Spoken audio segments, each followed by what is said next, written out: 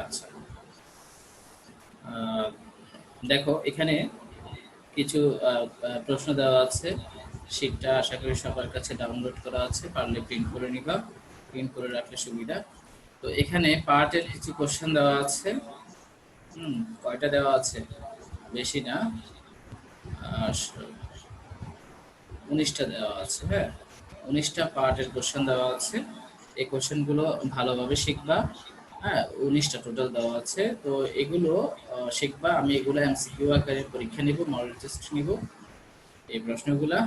এরপর আছে কি, পার্ট বিতে কিছু কোশ্চেন দেওয়া আছে, যেমন বেতনের বিভিন্ন উপাদান সমূহ আলোচনা করো, ডিটেলস আনসার দেওয়া আছে। এটা ফাইনাল পরীক্ষা আসছিল, সেজন্য ইম্পর্টেন্ট। যে কোনো প্রিভিয়াস কোশ্চেন, যেটা প্রিভিয়াস কোশ্চেন সেটা মাস্ট ট্রিপল স্টাডি। হ্যাঁ, যে সাবজেক্টই হোক, ট্যাক্স হোক বা তোমার স্ট্যাটিস্টিক্স হোক অথবা ম্যানেজমেন্ট অ্যাকাউন্টিং হোক, যেই চ্যাপ্টারের যে কোশ্চেনটা অতীতে আসছে, একবার হলেও যদি আসে তাও তোমার জন্য সেটা খুবই গুরুত্বপূর্ণ কোশ্চেন। কাজে কেননা বেশিরভাগ ন্যাশনাল ইউনিভার্সিটিতে 60 to 70% কোশ্চেন রিপিট হয়, আগের বছরে কোশ্চেন দিয়ে দেয়, সেজন্য প্রিভিয়াস কোশ্চেনগুলো সবার আগে শিখে ফেলবা। বেতনের উপাদান প্রশ্নটা শিখবে। এছাড়াও বেতনের উপাদান তোমার এই চ্যাপ্টারে অঙ্ক করার জন্য লাগবে। আমি একটু করে বেতনের উপাদানগুলো বুঝিয়ে দিব, কারণ অঙ্ক করতে হলে বেতনের উপাদানগুলো জানতে হবে। এরপর আমাদের সেকেন্ড কোশ্চেনটা, বেতন পূরক কি, বেতন পূরক সংক্রান্ত নিয়মাবলী। এই প্রশ্নটাও জানতে হবে, এটা অঙ্কের জন্য ইম্পর্টেন্ট, অঙ্কের সাথে রিলেটেড প্রশ্নটা। আচ্ছা, এরপরে 3 নম্বর কোশ্চেন একটা হচ্ছে, সেটা হচ্ছে ভবিষ্যৎ তহবিল প্রকারভেদ আলোচনা করো। ভবিষ্যৎ তহবিলের প্রকারভেদ আলোচনা করো, এই প্রশ্নটাও শিখবা। থিওরিগুলো বাসায় পড়ে ফেলবা। আসো, আমাদের আজকের প্রথম লেকচার, বেসরকারি কর্মকর্তাদের মোটাই নির্ণয়। আমরা প্রথম লেকচারে এটা বেসরকারি কর্মকর্তাদের ইনকাম কিভাবে নির্ণয় করে সেটা দেখাবো। সেকেন্ড লেকচারে সরকারি কর্মকর্তাদের ইনকাম কিভাবে ক্যালকুলেশন করা হয় সেটা দেখাবো। আমাদের থার্ড লেকচারে দেখাবো যে বিনিয়োগ কিভাবে নির্ণয় করা হয়। আর ফোর্থ লেকচারে ট্যাক্স কিভাবে নির্ণয় করা হয়। একটা একটা অঙ্কে সাধারণত 3টা পার্ট থাকে। পার্ট সির একটা অঙ্কে 3টা পার্ট থাকে। প্রথম পার্ট হচ্ছে একজন ব্যক্তির মোট আয় নির্ণয় করতে হয়, মোট আয় কত। দ্বিতীয় পার্ট হচ্ছে ওই ব্যক্তি কোথাও কি বিনিয়োগ করছে কিনা সেটা নির্ণয় করো, দ্যাট মিনস বিনিয়োগ ভাতা নির্ণয় করো। আর 3 নম্বর পার্ট হচ্ছে ওই ব্যক্তির কর কত আসছে, ট্যাক্স কত আসছে সেটা ক্যালকুলেশন করা। তো পার্ট সিতে যে অঙ্কগুলো আসে 10 মার্কসের জন্য, সেগুলোতে 3টা পার্ট থাকে। প্রথম পার্টে মোটাই, দ্বিতীয় পার্টে বিনিয়োগ, তৃতীয় পার্টে ট্যাক্স নির্ণয়। তো আমাদের বেতনে টোটাল আমরা 4টা ক্লাস নিব। 4টা ক্লাসে প্রথম ক্লাসে বলছি সরকারি কর্মকর্তার মোটাই নির্ণয়, আর দ্বিতীয় ক্লাসে বলছি বেসরকারি কর্মকর্তার মোটাই নির্ণয়। তাহলে এই 2টা ক্লাস করলে মোটাই কিভাবে নির্ণয় করে সেটা আমরা জানবো। এরপর তৃতীয় ক্লাসে আমরা বলছি বিনিয়োগ ভাতা নির্ণয়, তাহলে ওটা করলে বিনিয়োগ ভাতা কিভাবে নির্ণয় করে সেটা জানবো। আর চতুর্থ ক্লাসে বলছি কর নির্ণয়, তাহলে ওটা করলে আমাদের কর নির্ণয়টা হয়ে যাবে। অর্থাৎ এই 4টা ক্লাস করলে আমাদের পরীক্ষায় প্রশ্ন যেভাবে আসে, যে রিকোয়ারমেন্ট দিয়ে আসে, সব রিকোয়ারমেন্ট ফুলফিল হয়ে যাবে। তো অঙ্ক শুরু করার আগে, ট্যাক্সের প্রত্যেকটা চ্যাপ্টারে অঙ্ক করার জন্য কিছু রুলস আছে, কিছু রুলস নিয়ম কানুন আছে। ওই নিয়মগুলো যত ভালোভাবে শিখবা, অঙ্ক তত সহজভাবে করবা। ট্যাক্সের অঙ্কগুলো বলতে গেলে কিন্তু অনেকটা মুখস্থের মতো, কেননা নিয়ম মুখস্থ না করলে তুমি অঙ্কগুলো করতে পারবা না। ম্যাথে যেরকম ফর্মুলা মুখস্থ করতে হয়, ট্যাক্সে সেরকম রুলস মুখস্থ করতে হয়। যার রুলস যত ভালোভাবে মুখস্থ থাকবে, সে তত সহজভাবে অঙ্কগুলো আনসার করতে পারবে। তো আমি প্রত্যেকটা লেকচার শিটে রুলসগুলো উল্লেখ করে দিই শুরুতে, অঙ্ক করার আগে রুলসগুলো আমি দিয়ে দিচ্ছি একদম সুন্দরভাবে, যে একদম 1-2 পৃষ্ঠার মধ্যে পুরো একটা চ্যাপ্টারের যত রুলস থাকতে পারে সব আমি ইনক্লুড করে দিচ্ছি, ঠিক আছে? তো তুমি এর মধ্যে থেকে তুমি এগুলো শিখলে আশা করি হয়ে যাবে, তোমার কোনো বই টই আপাতত লাগবে না। আর আরেকটা বিষয় ইম্পর্টেন্ট, সেটা হচ্ছে রিসেন্টলি আমাদের একটা বাজেট পাস হয়েছে জুন জুলাইতে। বাংলাদেশে সবসময় জুন জুলাইতে বাজেট অধিবেশন হয় জুনে। জুলাইয়ের 1 তারিখ থেকে বাজেট কার্যকর হয়ে যায়। ট্যাক্সের অঙ্কগুলো খেয়াল রাখবা, ট্যাক্সের অঙ্কগুলো বাজেট অনুযায়ী চেঞ্জ হয়ে যায়। ট্যাক্সের অঙ্কগুলো বাজেট অনুযায়ী চেঞ্জ হয়ে যায়। অর্থাৎ গত বছর তোমরা যে অঙ্ক, অর্থাৎ গত বছর বলতে কোচিং যখন পরিস্থিতি যখন স্বাভাবিক ছিল, তখন তোমরা যে অঙ্কগুলা করছো ট্যাক্সে, সেগুলো কিছুটা পরিবর্তন হয়ে গেছে। কিরকম পরিবর্তন? যেমন আমরা গতবারের নিয়ম ছিল যে একজন ব্যক্তি, পুরুষ ব্যক্তি 2.5 লাখ টাকার পর্যন্ত ট্যাক্স দিতে হয় না। এক বছরে ইনকাম যদি 2.5 লাখ টাকাও হয় তাও ট্যাক্স দিতে হবে না, 2.5 লাখের বেশি হলে তখন ট্যাক্স দিতে হবে। কিন্তু এবছর থেকে সেই নিয়ম চেঞ্জ, এবছরে এসে বলছে যে কি একজন ব্যক্তি 3 লাখ টাকা পর্যন্ত, হ্যাঁ 3 লাখ টাকা, 3 লাখ টাকা পর্যন্ত ট্যাক্স দিতে হবে না। এক বছরে যদি কারো ইনকাম 3 লাখ হয় ট্যাক্স দিতে হবে না, তবে 3 লাখের বেশি হলে তখন ট্যাক্স দিতে হবে। তাহলে গত বছরের অঙ্ক ছিল একরকম, এবছরের অঙ্ক আরেক রকম। ঠিক তেমনি আবার আগামী বছর অন্যরকম হয়ে যাবে। এই জন্য ট্যাক্স বই সবসময় লেটেস্টটা কিনতে হয়, লেটেস্ট বাজেটটা জানতে হয়, লেটেস্ট চেঞ্জগুলো কি হয়েছে সেগুলো জানতে হয়। তো নতুন বই তো এখন আসবে না, নতুন বই আসবে আরো 3 মাস 4 মাস পরে। হ্যাঁ, তো যারা কিনে ফেলছো বই, সমস্যা নাই। আমি যেগুলা চেঞ্জ হয়েছে সেগুলো তোমাদেরকে লেকচার শিটে দিয়ে দিছি। তোমরা লেকচার শিট থেকে চেঞ্জগুলা কালেক্ট করে তোমার বইতে কারেকশন করে নিবা। আর যারা বই কিনো নাই তারা নতুন বই বাজারে আসলে তখন কিনবা। অর্থাৎ নতুন বই আসবে মিনিমাম আজ থেকে আরো 3-4 মাস পরে, ঠিক আছে? কারণ তোমার পরীক্ষায় সবসময় লেটেস্ট দিয়ে আনসার করাটাই বেটার, লেটেস্ট বাজেট দিয়ে আনসার করতে হয়। তো যাই হোক, আমাদের ট্যাক্স কাকে বলে আমি একটু কয়েকটা জিনিস, কয়েকটা ডেফিনেশন বলে আমাদের রুলসে চলে যাব। তো প্রথমত আমাদের জানতে হবে কর কাকে বলে। হ্যাঁ, কর কাকে বলে? কর হচ্ছে আহ, কোনো ধরনের প্রত্যক্ষ সুবিধা আশা না করে জনগণ সরকারকে বাধ্যতামূলকভাবে যে অর্থ পরিশোধ করে তাকে কর বলে। কোনো ধরনের প্রত্যক্ষ সুবিধা আশা না করে জনগণ বাধ্যতামূলকভাবে সরকারকে যে অর্থ পরিশোধ করে তাকে কর বলে। এখন জনগণ সরকারকে বাধ্যতামূলকভাবে অর্থ পরিশোধ করে কেন, বা কেন করবে যদি কোনো সুবিধাই না পায়? অর্থাৎ সরকার জনগণকে প্রত্যক্ষ কোনো সুবিধা না দিলেও পরোক্ষ সুবিধা দেয়। যে কোনো দেশের সরকারের রাজস্ব আয়ের প্রধান উৎস হচ্ছে কর। এই করের টাকা দিয়ে সরকার দেশের অর্থনৈতিক উন্নয়নে ব্যয় করে, যেমন রাস্তাঘাট নির্মাণ করে, হাসপাতাল নির্মাণ করে, সরকারি শিক্ষা প্রতিষ্ঠান নির্মাণ করে।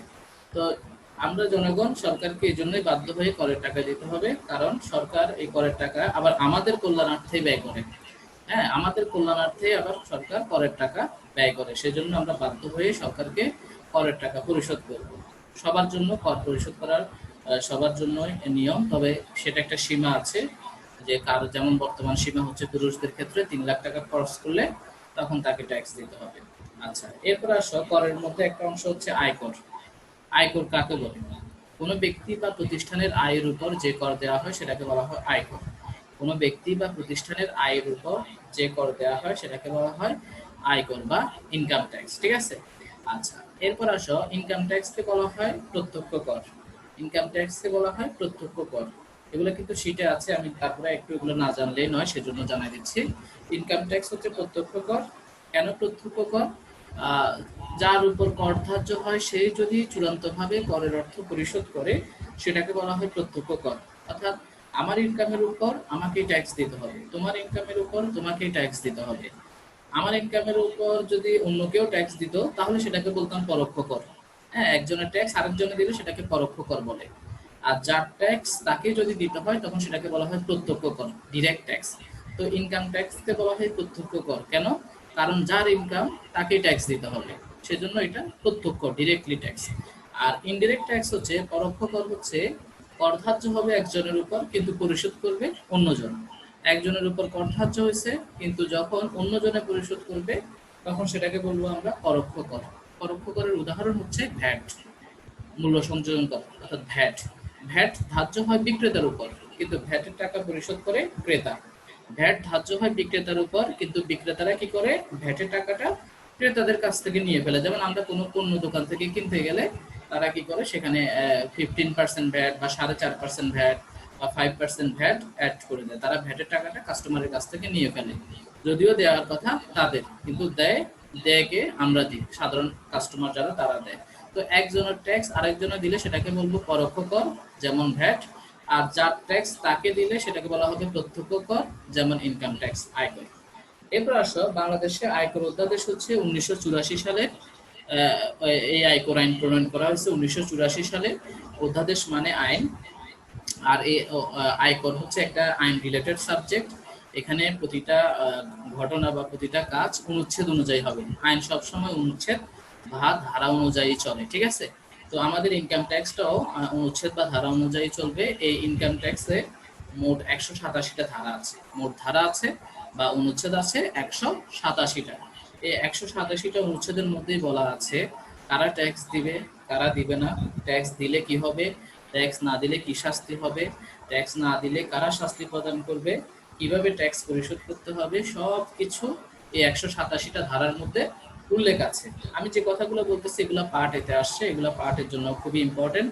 পার্ট এতে আসছিল, অর্থাৎ ক বিভাগের প্রশ্নে আসছিল বাংলাদেশ আয়কর অধ্যাদেশ কত সালের, তারপর বাংলাদেশের আয়কর আইনে কয়টি ধারা আছে, তারপরে আয়কর অধ্যাদেশের 20 নাম্বার ধারায় কি বলা আছে। 20 নাম্বার ধারাটা খুবই ইম্পর্টেন্ট, কেননা আয়কর অধ্যাদেশের 20 নাম্বার ধারায় বলা আছে যে একজন ব্যক্তির আয়ের প্রধান উৎস 7টি। একজন ব্যক্তির আয়ের প্রধান উৎস 7টি। কি কি? বেতন, সিকিউরিটিজ, গৃহ সম্পত্তি, কৃষি, ব্যবসা, মূলধনী, অন্যান্য উৎস। এই 7টা চ্যাপ্টার বা 7টা সোর্স হচ্ছে একজন ব্যক্তির আয়ের প্রধান উৎস। তো এই 7টা চ্যাপ্টারের 7টাই ম্যাথমেটিক্যাল চ্যাপ্টার, 7টা থেকে পরীক্ষায় প্রশ্ন আসছে। তো আমরা 7টা চ্যাপ্টারই ডিটেলস করব। মাঝে মধ্যে একটা প্রশ্ন আসে ফাইনাল পরীক্ষায়, কয়েকবার আসছে। ওই প্রশ্নটা আসছে এভাবে যে আয়কর আইনের 20 ধারায় উল্লেখিত আয়সমূহ আলোচনা করো। এটা পরীক্ষায় কয়েকবার আসছে। আয়কর আইনের 20 ধারায় উল্লেখিত আয়সমূহ আলোচনা করো। এখন কেউ যদি না জানে যে আসলে 20 ধারায় কোন আয়গুলো সম্পর্কে বলা আছে, তাহলে তো সে আনসার করতে পারবে না। সেজন্য খেয়াল রাখবা, এই জিনিসটা একটু খেয়াল রাখবা। কিছু কিছু ধারা আছে খুবই ইম্পর্টেন্ট, ওই ধারাগুলো তুমি মুখস্থ রাখবা। মোট ধারা আছে 187টা। 187টা ধারা থাকলেও 187টা মুখস্থ করার তোমার প্রয়োজন নেই, 187টা তোমার মনে রাখতে পারবাও না। তবে হ্যাঁ, কিছু ধারা আছে তোমাকে মনে রাখতে হবে। যেমন এই যে 20 নাম্বার ধারাটা মনে রাখতে হবে। তারপর যে সকল চ্যাপ্টার ধারার সাথে রিলেটেড, অর্থাৎ যে চ্যাপ্টারগুলো আমরা ম্যাথ হিসেবে করব, ওই ম্যাথমেটিক্যাল চ্যাপ্টারগুলো কোন কোন ধারায় বলা আছে এই ধারাটা তোমাকে মুখস্থ রাখতে হবে। যেমন বেতন সম্পর্কে বলা আছে 21 নাম্বার ধারায়, সিকিউরিটি সম্পর্কে বলা আছে 22-23 ধারায়, তারপর গৃহ সম্পত্তি সম্পর্কে বলা আছে 24-25 ধারায়, কৃষি সম্পর্কে বলা আছে 26-27 ধারায়। এভাবে যে চ্যাপ্টারের ম্যাথগুলো আমরা করব, ওই চ্যাপ্টারগুলো কোন ধারার সাথে রিলেটেড, এভাবে তোমাকে জাস্ট 10-15টা ধারা মুখস্থ করতে হবে। আশা করি তুমি 10-15টা ধারা এমনি মুখস্থ রাখতে পারবা। 187টা মুখস্থ করার প্রয়োজন নেই, পারবাও না, মনে রাখতেও পারবা না। শুধুমাত্র যে ধারাগুলো ম্যাথের সাথে রিলেটেড, আমরা শুধু ওই ধারাগুলো মনে রাখবো। গেল এটা। এরপর আরেকটা জিনিস আছে ইম্পর্টেন্ট টপিক, সেটা হচ্ছে আয় বর্ষ কি, কর বর্ষ কি। হ্যাঁ, প্রত্যেকটা অঙ্কের উপরে আমাদেরকে হেডলাইনে দেখাইতে হবে আয় বর্ষ, কর বর্ষ, করদাতা। এই তিনটা জিনিস একদম প্রত্যেকটা অঙ্কের হেডলাইনে, ট্যাক্সের যতগুলো অঙ্ক করব, যত সাবটারের অঙ্ক করব, সবার উপরে একটা হেডলাইন দিতে হবে যে করদাতার নাম কি, মানে আমি কার হিসাবটা করতেছি, কোন আয় বর্ষের হিসাব করতেছি, কোন কর বর্ষের হিসাব করতেছি, ঠিক আছে? আর সবসময় মনে রাখবা আয় বর্ষ, কর বর্ষ অলওয়েজ লেটেস্ট ইয়ার। কখনোই প্রিভিয়াস ইয়ার দিয়ে অঙ্ক করবে না, মানে অঙ্ক করা হবে না, বা পরীক্ষায়ও অঙ্ক ওরকম আসবে না, কখনোই আসবে না। সব সময় লেটেস্ট ইয়ার দিয়ে পরীক্ষায় প্রশ্ন হয়, সেজন্য তোমাকে সবসময় লেটেস্ট ইয়ার দিয়ে আয় বর্ষ আর কর বর্ষ লিখতে হবে। এখন তোমাকে জানতে হবে করদাতাকে, আয় বর্ষ কি, কর বর্ষ কি। আমি তোমাকে একটা অঙ্ক দেখাই। এই যে দেখো একটা অঙ্কের সলিউশন এটা। এই যে এখানে লেখা আছে যে করদাতা, এরপরে দেখো এই যে আয় বর্ষ, এরপরে দেখো কর বর্ষ। এগুলো এই ফরম্যাটটা তোমার প্রত্যেকটা অঙ্কে লিখতে হবে, প্রত্যেকটা অঙ্কে। তো এখন তোমাকে জানতে হবে করদাতাকে, আয় বর্ষ কি, কর বর্ষ কি। এই তিনটা টার্মস থেকে ফাইনাল পরীক্ষায় একটা প্রশ্ন আসবেই আসবে। ক বিভাগে 1 মার্কসের জন্য একটা প্রশ্ন প্রত্যেক বছরই আসে যে করদাতাকে, অথবা আয় বর্ষ কি, অথবা কর বর্ষ কি। আমি এক লাইন করে বলে দিচ্ছি। করদাতাকে, করদাতা হচ্ছে একদম সহজ, যিনি কর পরিশোধ করেন তিনি করদাতা। যিনি কর পরিশোধ করেন তিনি করদাতা, শেষ। করদাতাকে ইংলিশে এসএসসি বলে। এরপর আসো আয় বর্ষ কি। একদম সহজ ডেফিনেশন, যে বর্ষে একজন করদাতা আয় করে সেই বর্ষকে আয় বর্ষ বলে। যে বর্ষে একজন করদাতা আয় করে সেই বর্ষকে আয় বর্ষ বলে। সাধারণত জুলাই থেকে জুন, হ্যাঁ এই জুলাই থেকে জুন এই 12 মাস সময়কে বলা হয় আয় বর্ষ। তাহলে আয় বর্ষ কাকে বলে? যে বর্ষে একজন করদাতা আয় করে তাকে আয় বর্ষ বলে।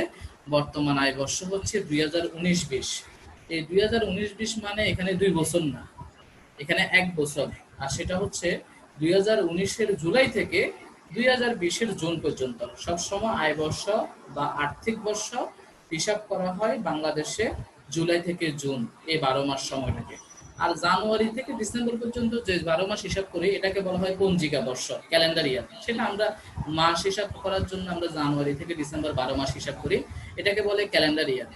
আর জুলাই থেকে জুন এই 12 মাস হিসাবকে আর্থিক বর্ষ, ফাইন্যান্সিয়াল ইয়ার বা আয় বর্ষ বলে। তো বর্তমান আয় বর্ষ অর্থাৎ তোমরা যে আয় বর্ষে পরীক্ষা দিবা ফাইনাল পরীক্ষায়, ওই আয় বর্ষটা হচ্ছে 2019-20, মনে রাখবা। আর আয় বর্ষ কাকে বলে? যে বর্ষে একজন করদাতা আয় করে তাকে আয় বর্ষ বলে। এরপর আসো কর বর্ষ। কর বর্ষ কাকে বলে? একদম সহজ ডেফিনেশন, যে বর্ষে একজন করদাতা কর পরিশোধ করে তাকে কর বর্ষ বলে। যে বর্ষে একজন করদাতা কর পরিশোধ করে তাকে কর বর্ষ বলে। বা এটা আরো একভাবে দেওয়া যায় ডেফিনেশনটা, আয় বর্ষের পরবর্তী বর্ষকে কর বর্ষ বলে, আয় বর্ষের পরের বছরকে কর বর্ষ বলে। কখনোই কর বর্ষ আগে হবে না। কেন আগে হবে না? কারণ আয় হলেই তো কর দিবে, আয় না হলে কর থেকে দিবে। সেজন্য তোমাকে প্রথমে আয় হিসাব করতে হবে, এই জন্য আয় বর্ষটা আগে। এরপর আয় হিসাব হয়ে গেলে তারপরে গিয়ে তুমি কি দিবা? কর দিবা, এই জন্য কর বর্ষটা পরে। তো আশা করি বুঝতে পারছো যে করদাতা কে বা কাকে বলে, আয় বর্ষ কি, কর বর্ষ কি। আয় বর্ষ হচ্ছে বর্তমানে 2019-20, আর কর বর্ষ হচ্ছে 20-21। ঠিক আছে, আয় বর্ষের পরের বর্ষকে বলা হয় কর বর্ষ। আর আর্থিক বর্ষ হিসাব হয় জুলাই থেকে জুন, জুলাই থেকে জুন এই 12 মাস সময়কে আর্থিক বর্ষ বলে। আর আরেকটা জিনিস খেয়াল রাখবা, আমরা যখনই যে চ্যাপ্টারের অঙ্ক করব অবশ্যই ওই চ্যাপ্টারের ধারাটা উল্লেখ করতে হবে অঙ্কে। এই যে দেখো, যখন আমরা বেতনের যতগুলো অঙ্ক করব, বেতনের প্রত্যেকটা অঙ্কে শুরুতেই আমাকে বেতনের ধারাটা লিখে দিতে হবে। বেতন খাতে আয় ধারা হচ্ছে 21, খেয়াল রাখবা। বেতন খাতে আয় ধারা হচ্ছে 21। বেতনের যতগুলো অঙ্ক করব সবগুলো অঙ্কে ধারা 21 লিখে দিব, কেননা এটা লিখলে নাম্বার কাটবে না। এটা যদি না লিখো টিচার চাইলে বা পরীক্ষক চাইলে তোমার নাম্বার কেটে দিতে পারে। ঠিক আছে, তো খেয়াল রাখবা। আমাদের এই সেশনটা হয়তো এখন কমপ্লিট হয়ে যাবে, ক্লোজ হয়ে যাবে। তোমরা আবার সেম আইডি সেম পাসওয়ার্ড দিয়ে জয়েন করবা, সেম আইডি সেম পাসওয়ার্ড দিয়ে পুনরায় জয়েন করবা। তো আসি আমরা আমাদের বেতনের রুলসগুলোর দিকে চলে যাই। অঙ্কে পরে যাব, আগে রুলসগুলো বুঝতে হবে।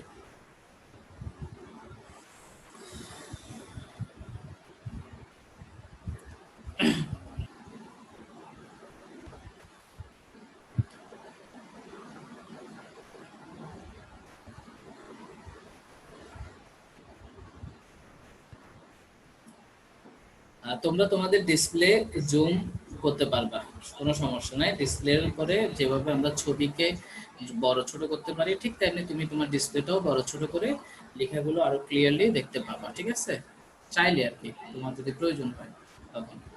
আচ্ছা, তো আমি রুলসগুলো একটু দেখাই। রুলসগুলো জানার আগে আগে আমাকে দুইটা জিনিস জানতে হবে। একটা হচ্ছে কর্ধার্য আয় কাকে বলে, অকর্ধার্য আয় কাকে বলে। কর্ধার্য আয়, অকর্ধার্য আয়। কর পরিশোধের দৃষ্টিকোণ থেকে আয়কে 2 ভাগে ভাগ করা হয়েছে, একটা হচ্ছে কর্ধার্য আয় আর একটা হচ্ছে অকর্ধার্য আয়। কর্ধার্য আয় হচ্ছে যে সকল আয়ের উপর কর ধার্য করা হয় বা কর পরিশোধ করতে হয় সে সকল আয়কে বলা হয় কর্ধার্য আয়। আর যে সকল আয়ের উপর কর পরিশোধ করতে হয় না বা কর ধার্য করা হয় না সেগুলোকে বলা হয় অকর্ধার্য আয়। আচ্ছা, তো আমাদেরকে অঙ্কে কি নির্ণয় করতে বলে? অঙ্কে সবসময় কর্ধার্য আয় নির্ণয় করতে বলে। আবার বলতেছি, অঙ্কে সবসময় কর্ধার্য আয় নির্ণয় করতে বলবে, কিন্তু প্রশ্নে কর্ধার্য অকর্ধার্য সবই থাকবে। প্রশ্নে কর্ধার্য অকর্ধার্য সবই থাকবে, কিন্তু রিকোয়ারমেন্টে চাইবে অনলি কর্ধার্য আয় নির্ণয় করো। তো তুমি যদি আগে থেকে না জানো কোনটা অর্ধার্য আয় আর কোনটা অকর্ধার্য আয়, তাহলে তুমি অঙ্ক করতে পারবা না, অঙ্কে ভুল করে ফেলবা। সেজন্য প্রত্যেকটা চ্যাপ্টারের অঙ্ক করার আগে তোমাকে শিখতে হবে কোন কোন ইনকামের উপর একজন ব্যক্তিকে কর দিতে হয় আর কোন কোন ইনকামের উপর কর দিতে হয় না। আর সেই নিয়মগুলো আমি প্রতিটা চ্যাপ্টারের শুরুতে লেকচার শিটে দিয়ে দিব। যেমন এই চ্যাপ্টারেও বেতনের চ্যাপ্টারেও দিয়ে দিচ্ছি, ঠিক আছে? তো তুমি তোমার বাসায় কাজ হচ্ছে শুধু এই জিনিসটা, রুলসটা তুমি মুখস্থ করে ফেলবা। দেখবা যার রুলস যত ভালোভাবে মুখস্থ থাকবে তার জন্য অঙ্ক তত সহজ। আরেকটা কথা মনে রাখবা, তোমাকে রুলস মুখস্থ করতেই হবে, আজ হলেও করতে হবে, পরীক্ষার আগের দিন রাত্রে হলেও করতে হবে। তো সেজন্য যে জিনিসটা আমাকে অবশ্যই শিখতে হবে সেটা আগে থেকে শিখে ফেলাটাই বেটার। তো আমি তোমাকে এখানে দেখাবো যে একজন বেসরকারি কর্মকর্তার আসলে কোন কোন ইনকামের উপর তাকে ট্যাক্স দিতে হবে আর কোন কোন ইনকামের উপর ট্যাক্স দিতে হবে না। আবার কিছু কিছু ইনকাম আছে আংশিক করধার্য, আংশিক অকরধার্য, অর্থাৎ একটা লিমিট ক্রস করলে ট্যাক্স দিতে হয়, ওই লিমিটটা ক্রস না করলে ট্যাক্স দিতে হয় না। যেমন কোনো কোনো ইনকাম আছে যে বলে যে 20,000 টাকা পর্যন্ত পাইলে ট্যাক্স দিতে হবে না, কিন্তু 20,000-এর বেশি পাইলে ট্যাক্স দিতে হবে। তো ওই জিনিসগুলো এই রুলসের মধ্যে দেওয়া আছে, তাহলে খেয়াল রাখবা। কিছু ইনকাম আছে সম্পূর্ণ কর দিতে হবে, কিছু ইনকাম আছে সম্পূর্ণ কর দিতে হবে না, অকরধার্য, আর কিছু ইনকাম আছে আংশিক করধার্য, আংশিক অকরধার্য। তো এই জিনিসগুলো আমাদেরকে শিখতে হবে। আমরা যখন প্রত্যেক অঙ্ক করব তখন প্রত্যেক অঙ্কে, ট্যাক্সের প্রত্যেকটা অঙ্কে টাকার কলাম দুইটা থাকে, টাকার কলাম, টাকার ছক দুইটা থাকে, টাকার কলাম। তো ওই টাকার কলাম দুইটাতে একটা কলামে থাকে করধার্য ইনকাম বসাতে হয় আর একটা কলামে অকরধার্য ইনকাম বসাতে হয়। যেমন আমি একটা সলিউশনে যাই, এই দেখো এই একটা সলিউশন, এই সলিউশনে দেখো এই যে এখানে একটা টাকার কলাম, এই যে এখানে একটা টাকার কলাম, এখানে একটা টাকার কলাম, দুইটা টাকার কলাম। প্রথমটাকে বলি ফার্স্ট কলাম, সেকেন্ডটাকে সেকেন্ড কলাম। তো যে সকল ইনকাম করধার্য, কর দিতে হবে, সেগুলো অলওয়েজ সেকেন্ড কলামে বসবে। আবার বলতেছি, যে ইনকামগুলো করধার্য সেগুলো সেকেন্ড কলামে বসবে, যে ইনকামগুলো করধার্য সেগুলো সেকেন্ড কলামে বসবে। আর যে ইনকামগুলো অকরধার্য বা আংশিক করধার্য সেগুলোকে আমরা ফার্স্ট কলামে বসাবো। যেগুলো অকরধার্য বা আংশিক করধার্য সেগুলোকে আমরা বসাবো ফার্স্ট কলামে। আর যেগুলো করধার্য, সম্পূর্ণ করধার্য, সেগুলোকে আমরা বসাবো সেকেন্ড কলামে, ঠিক আছে? তাহলে যে ইনকামটা করধার্য বা যতটুকু করধার্য তাকে বসাতে হয় সেকেন্ড কলামে, আর যে ইনকামটা অকরধার্য বা আংশিক করধার্য সেগুলোকে বসাতে হয় ফার্স্ট কলামে। আচ্ছা, কোনটা করধার্য কোনটা অকরধার্য সেটার জন্য আমাকে নিয়ম শিখতে হবে। তো আমি আগে নিয়মগুলো তোমাদেরকে বুঝাই দিই। টোটাল নিয়ম আছে 40টা। হ্যাঁ, একদম 40টা নিয়ম শিখলে আর কোনো নতুন কোনো নিয়ম নাই, ঠিক আছে? এর মধ্যে থেকেই তুমি সব আনসার করতে পারবা, এই 40টা নিয়ম ভালোভাবে শিখবা।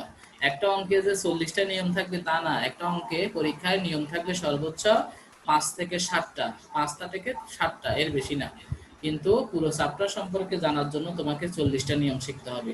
হ্যাঁ, কোন 5টা বা 7টা থাকবে সেটা তো আর তুমি শিওর না, ঠিক আছে? সেজন্য একটা চ্যাপ্টারে যত নিয়ম আছে সব যদি তোমার জানা থাকে, এবার প্রশ্ন যেভাবেই করুক না কেন ঘুরে ফিরে ওই 40টার ভেতর থেকে আসবে। তো আমি তোমাদেরকে একটু একটু বলি। 1 নাম্বার, আমাদেরকে এই বেতনের উপাদানগুলোর মধ্যে যে জিনিসটা জানতে হবে সেটা হচ্ছে করধার্য নাকি অকরধার্য। করধার্য হলে অঙ্ক করার সময় সেকেন্ড কলামে বসাবো, আর অকরধার্য হলে অঙ্ক করার সময় ফার্স্ট কলামে বসাবো। তো 1 নম্বরে কি লিখছে দেখো, মূল বেতন। মূল বেতনের এখানে লেখা আছে কি সম্পূর্ণ প্রাপ্ত টাকা যোগ হবে। সম্পূর্ণ প্রাপ্ত টাকা যোগ হবে এর মানে হচ্ছে করধার্য। সম্পূর্ণ প্রাপ্ত টাকা যোগ হবে এর মানে হচ্ছে সম্পূর্ণ করধার্য। আবার বলতেছি, সম্পূর্ণ প্রাপ্ত টাকা যোগ হবে মানে এর মানে হচ্ছে সম্পূর্ণ করধার্য। তাহলে যে ইনকামটা সম্পূর্ণ করধার্য সেটাকে আমরা সেকেন্ড কলামে বসাবো। তাহলে অঙ্কের মধ্যে মূল বেতন লেখা থাকলে তা সব সময় অঙ্ক করার সময় সেকেন্ড কলামে বসবে, কারণ এটি সম্পূর্ণ করধার্য। এরপর আসো বোনাস বা উৎসব ভাতা। 2 নাম্বার, বোনাস বা উৎসব ভাতা। বোনাস বা উৎসব ভাতা কি লিখছে, সম্পূর্ণ প্রাপ্ত টাকা যোগ হবে, তার মানে এটাও সম্পূর্ণ করধার্য। আর সম্পূর্ণ করধার্য বিদায় এটাকেও আমরা অঙ্ক করার সময় সেকেন্ড কলামে লিখব। এরপর আসো মহার্ঘ ভাতা। মহার্ঘ ভাতা ডেফিনেশনটা পার্ট এর জন্য ইম্পর্টেন্ট, এটা পার্ট এতে আসছিল। মহার্ঘ ভাতা কাকে বলে? ইংলিশে বলে ডিয়ারনেস অ্যালাউন্স। তো আমি এক লাইনে বলে দিচ্ছি ডেফিনেশনটা। নিত্য প্রয়োজনীয় দ্রব্য সামগ্রীর মূল্য বৃদ্ধির ফলে মালিক কর্মীদেরকে বেতনের অতিরিক্ত যে ভাতা দেয় তাকে মহার্ঘ ভাতা বলে। আবার বলতেছি, নিত্য প্রয়োজনীয় দ্রব্য সামগ্রীর মূল্য বৃদ্ধির ফলে মালিক কর্মীদেরকে বেতনের অতিরিক্ত যে ভাতা দেয় তাকে মহার্ঘ ভাতা বলে। পার্ট এতে এইভাবে যদি কোশ্চেন করে মহার্ঘ ভাতা কাকে বলে, তাহলে আনসার এটাই লিখবা। এখন যে জিনিসটা অঙ্ক করার জন্য যেটা জানা জরুরি সেটা হচ্ছে এই মহার্ঘ ভাতা কি করধার্য নাকি অকরধার্য। তো দেখো মহার্ঘ ভাতার পাশে লেখা আছে সম্পূর্ণ প্রাপ্ত টাকা যোগ হবে, তার মানে এটি সম্পূর্ণ করধার্য। আর করধার্য হলে সেকেন্ড কলামে বসাবো। এরপর আসো 4 নাম্বার শান্তি ও বিনোদন ভাতা, এটাও সম্পূর্ণ প্রাপ্ত টাকা যোগ হবে, তাই সম্পূর্ণ করধার্য সেকেন্ড কলামে বসবে। কোনো নিয়মে কারো প্রশ্ন থাকলে আমি সুযোগ দিব, তখন প্রশ্ন করবা। এখন আপাতত জাস্ট শুনে রাখো, যেটা তুমি বুঝবা না সেটা তোমার খাতায় মার্ক করে রাখো। আমি যখন তোমাদেরকে প্রশ্ন করতে বলবো তখন ওখান থেকে দেখে দেখে প্রশ্ন করবা যে কোন আইটেমটা বুঝো নাই। আচ্ছা, এরপরে আসো ক্ষতিপূরণ। ক্ষতিপূরণের পাশে লেখা আছে, ক্ষতিপূরণকে ইংলিশে বলা হয় কম্পেনসেশন। এই ক্ষতিপূরণের পাশে লেখা আছে চাকরি হারানোর জন্য। মাঝে মধ্যে প্রতিষ্ঠানের আর্থিক অবস্থা দুর্বল হয়ে গেলে বা প্রতিষ্ঠান দেউলিয়া হলে কিংবা প্রতিষ্ঠানে কাঁচামালের স্বল্পতা দেখা দিলে বা প্রতিষ্ঠান যদি ব্যবসা যদি আর করতে না চায়, সেক্ষেত্রে কর্মীর যে চাকরিটা চলে যাচ্ছে, এই কর্মীর যে একটা ক্ষতি হচ্ছে, এই ক্ষতিটা অনেক সময় বিভিন্ন প্রতিষ্ঠান ক্ষতিপূরণ দিয়ে থাকে। এখন এই ক্ষতিপূরণ যদি প্রশ্নে উল্লেখ থাকে তাহলে কি করতে হবে, সম্পূর্ণ প্রাপ্ত টাকা যোগ হবে, তার মানে সম্পূর্ণ করধার্য অঙ্ক করার সময় সেকেন্ড কলামে লিখবো। দস্তরীয় ফিস এক ধরনের কমিশন, এটাও কি বলছে সম্পূর্ণ প্রাপ্ত টাকা যোগ হবে, তার মানে সেকেন্ড কলামে বসবে। বকেয়া বেতন 7 নাম্বার, খুবই ইম্পর্টেন্ট। বকেয়া বেতনের ক্ষেত্রে কি বলছে দেখো, বকেয়া বেতনের ক্ষেত্রে বলছে কি পূর্বে করধার্য না হয়ে থাকলে সম্পূর্ণ অর্থ যোগ হবে। এর মানে কি, বকেয়া বেতন মানে কি, বকেয়া বেতন হচ্ছে আগের কোনো একটা বেতন তুমি এখন পাইছো, পূর্বের কোনো একটা বেতন এখন পাইছো। এখন বকেয়া বেতনের পাশে যদি প্রশ্নে বলে দেয় যে এটার উপরে কর ধার্য করা হয়নি, এটার উপরে আগে কি করা হয়নি, কর ধার্য করা হয়নি, তো তা আগে যদি কর ধার্য করা না হয় তাহলে এখন কর দিতে হবে, আর কর দিতে হলে সেকেন্ড কলামে বসাইতে হবে। আর যদি প্রশ্নে এভাবে বলে বকেয়া বেতন কিন্তু পূর্বে কর দেওয়া হয়েছিল, যদি বলে পূর্বে কর দেওয়া হয়েছে তখন আর কর দিতে হবে না, আর কর দিতে না হলে তুমি ফার্স্ট কলামে বসাবা, তখন এটা অকরধার্য। তাহলে বকেয়া বেতন ফার্স্ট কলামে বসবে না সেকেন্ড কলামে বসবে সেটা ডিপেন্ড করবে বকেয়া বেতনের পাশে কি লেখা আছে। অবশ্যই লেখা থাকবে, বকেয়া বেতনের পাশে যদি লেখা থাকে আগে কর দেওয়া হয়নি, তাহলে এখন আমি কর দিব, তাই সেকেন্ড কলামে বসাবো। আর যদি লেখা থাকে আগে কর দেওয়া হয়েছে, তাহলে এখন আর কর দেওয়ার দরকার নাই, আমি ফার্স্ট কলামে লিখে ক্লোজ করে দিব। আশা করি বুঝছো। এরপরে অগ্রিম বেতন। অগ্রিম বেতন সম্পূর্ণ প্রাপ্ত টাকা যোগ হবে, তার মানে সম্পূর্ণ করধার্য সেকেন্ড কলামে বসবে। অবসর ভাতা 9 নাম্বার, এটা পার্ট এতে আসছিল। অবসর ভাতা কাকে বলে? অবসর ভাতার ডেফিনেশন হচ্ছে কোন কর্মী চাকরি থেকে অবসর নেওয়ার পর মৃত্যুর আগ পর্যন্ত মাসে মাসে যে ভাতা পায় সেটাকে বলা হয় অবসর ভাতা, যেটাকে আবার পেনশন অ্যালাউন্স বলে, অবসর ভাতা। তো অবসর ভাতা করধার্য না অকরধার্য কি লিখছে দেখো, কিছুই যোগ হবে না, কারণ সম্পূর্ণ অকরধার্য। সম্পূর্ণ অকরধার্য, অকরধার্য মানে কি ট্যাক্স দিতে হবে না, অকরধার্য মানে হচ্ছে ট্যাক্স দিতে হবে না। তাহলে যে ইনকামটা অকরধার্য সেটা সব সময় ফার্স্ট কলামে লিখতে হবে। আবার বলতেছি, যে ইনকামটা অকরধার্য সেটা সব সময় ফার্স্ট কলামে লিখে ক্লোজ করে দিতে হবে। তো ফার্স্ট কলামে লিখে কিভাবে ক্লোজ করবা সেটার একটা ডেমো আমি, যদিও অঙ্কে দেখলে বুঝে যাবা, তারপরে আমি একটা জিনিস দেখাচ্ছি। দেখো, মনে করো কোনো একটা অঙ্কে দেওয়া আছে, বকে অবসর ভাতা দেওয়া আছে, মনে করো 50,000, 50,000 না, মনে করো 5,000 টাকা দেওয়া আছে। আমরা অঙ্ক করার সময় প্রত্যেকটা অঙ্কে তো আমরা টাকার কলাম দুইটা লিখবো, একটা ফার্স্ট কলাম আর একটা সেকেন্ড কলাম। তো যে সকল ইনকাম আমরা বলছিলাম যে অকরধার্য, তাদেরকে আমরা বলছি যে প্রথম কলামে লিখবো, যারা অকরধার্য। এখন তুমি মনে করো কোন একটা অঙ্কে প্রশ্নে বলা আছে অবসর ভাতা মাসে 5,000 টাকা পায়, একজন ব্যক্তি অবসর ভাতা মাসে 5,000 টাকা পায়। তো ট্যাক্সের নিয়ম হচ্ছে প্রত্যেক হিসাব 1 বছরের জন্য আসবে। ট্যাক্সের নিয়ম হচ্ছে সব হিসাব 1 বছরের জন্য আসবে। যেটা বার্ষিক দেওয়া থাকবে সেটা যেভাবে আছে ওভাবে অঙ্কে চলে আসবে, কিন্তু কোনো হিসাব যদি মাসিক দেয় তাহলে তাকে বার্ষিকে কনভার্ট করতে হবে। তো যদি কোনো ব্যক্তি যদি এক মাসে যদি অবসর ভাতা 5,000 করে পায়, তাহলে এক বছরে সে কত পাবে। তো সেটা জানার জন্য আমাকে 5,000-কে 12 দিয়ে গুণ করে দিলে হবে। তো 5,000-কে 12 দিয়ে গুণ করলে হবে 60,000 টাকা। যেহেতু এটি অকরধার্য সেহেতু আমি এটাকে ফার্স্ট কলামে লিখব। এখন ফার্স্ট কলামে লিখে কি করব, ফার্স্ট কলামে লিখে তার নিচে দিয়ে লিখতে হবে বাদ অকরধার্য। তো কতটুকু অকরধার্য সেটা ইনকাম ট্যাক্সের আইনে বলা আছে, নিয়মটা তুমি আগে থেকে মুখস্থ রাখবা যে অকরধার্য হচ্ছে সম্পূর্ণ অবসর ভাতা সম্পূর্ণ অকরধার্য, অর্থাৎ সম্পূর্ণ অকরধার্য এর মানে হচ্ছে প্রশ্নে যা পাবে তাই মাইনাস। সে 60,000 পাইছে, 60,000ই মাইনাস, অর্থাৎ সেকেন্ড কলামে 1 টাকাও যাবে না, সেকেন্ড কলামে 1 টাকাও যাবে না। যে সকল ইনকাম সম্পূর্ণ অকরধার্য সে সকল ইনকাম ফার্স্ট কলামে লিখে পুরো টাকাটা আবার মাইনাস করে দিতে হবে। তো মাইনাস করব কি নামে, অকরধার্য লিখে মাইনাস করব। তো আমি একটা জিনিস লিখছি, দেখো তোমরা দেখো কিনা, আমার ছবির উপরে ক্লিক করলে দেখবা, আমার ছবির উপরে ক্লিক করলে দেখবা।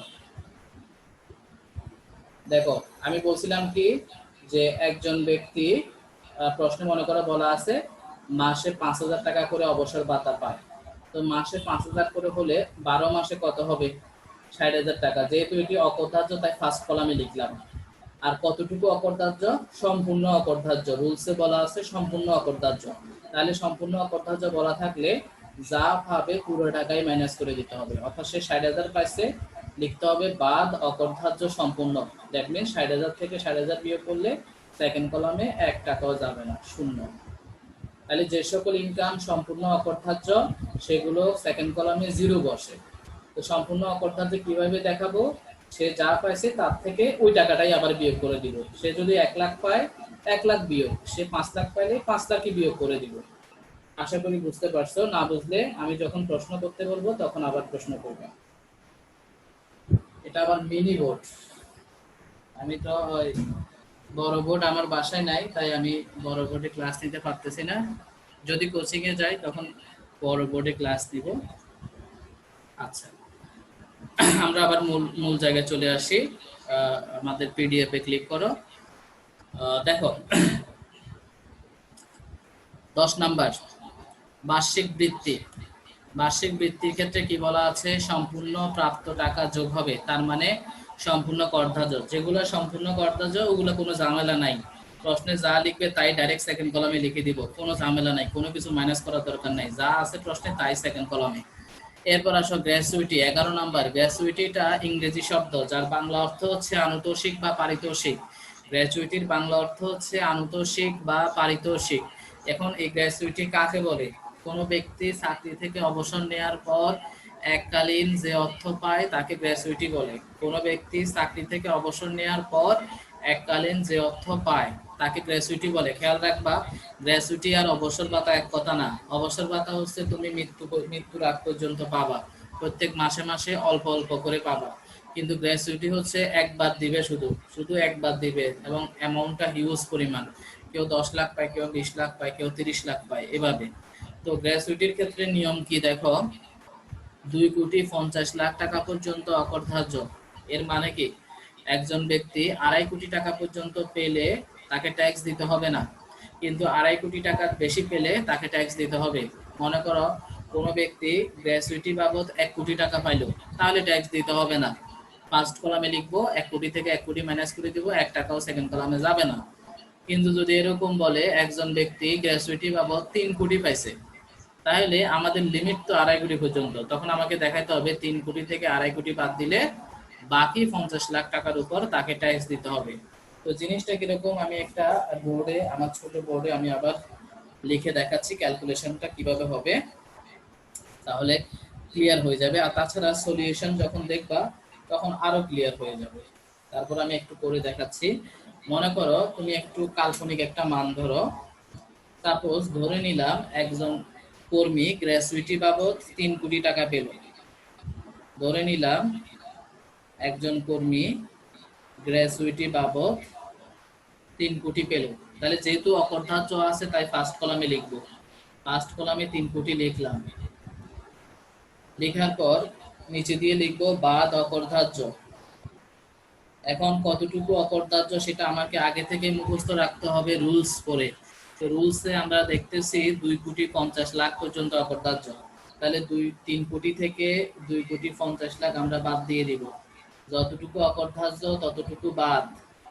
তো 3 কোটি থেকে 2.5 কোটি বাদ দিলে বাকি 50,00,000 সেকেন্ড কলামে চলে যাবে। অর্থাৎ 2.5 কোটির অবশিষ্ট যা পাবে সেটার উপরে ট্যাক্স দিতে হবে, আর ওই অ্যামাউন্টটাই সেকেন্ড কলামে যাবে। দেখো কিভাবে, আমার ছবির উপরে ক্লিক করো তাহলে দেখতে পারবো।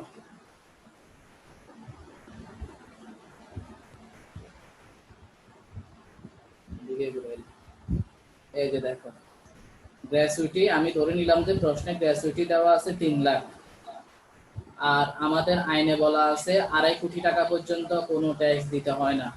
তাহলে 3 কোটি আমি ধরে নিলাম যে গ্র্যাচুইটি বাবদ পাইছে 3 কোটি, আর আইনে বলা আছে 2.5 কোটি পর্যন্ত ট্যাক্স দিতে হবে না। তাহলে 3 কোটি থেকে 2.5 কোটি বাদ দিলে বাকি 50 লাখের উপর ট্যাক্স দিতে হবে, বাকি 50 লাখের উপর ট্যাক্স দিতে হবে।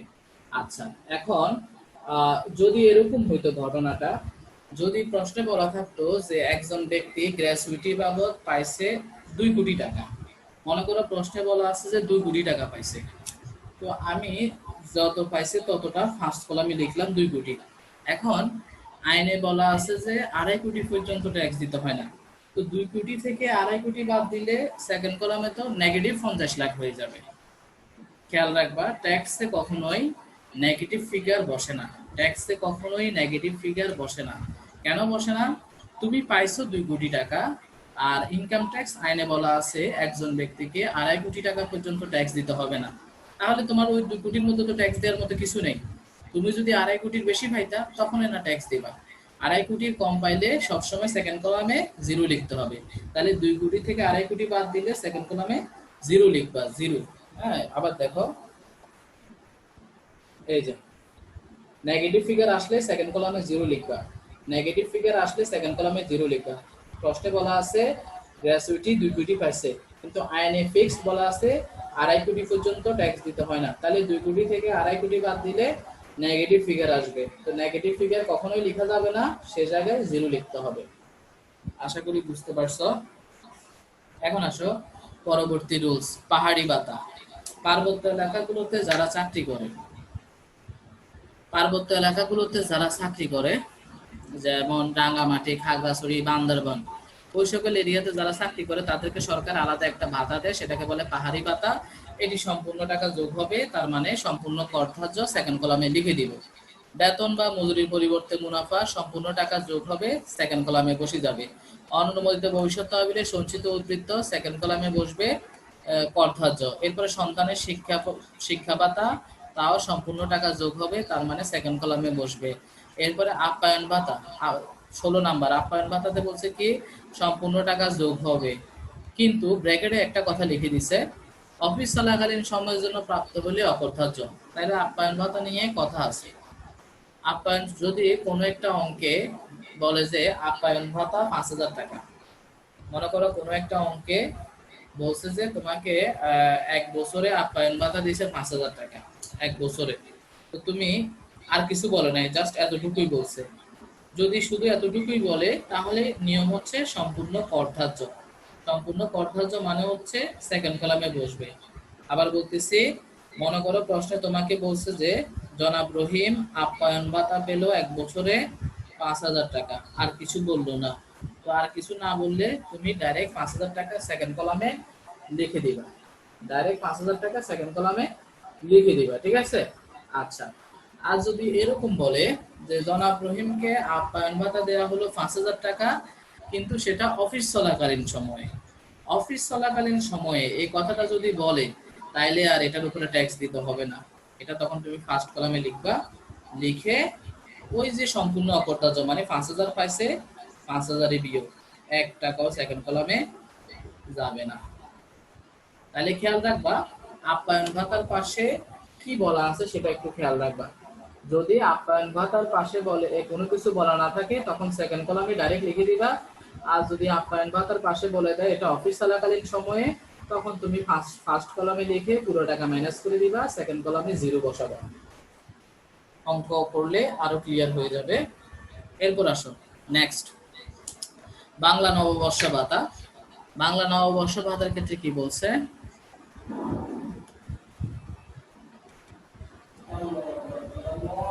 আচ্ছা, আমার এখানে আজান দিচ্ছে, আমি 1 মিনিট অফ থাকতেছি, তোমাদেরকে আনমিউট করে দিচ্ছি।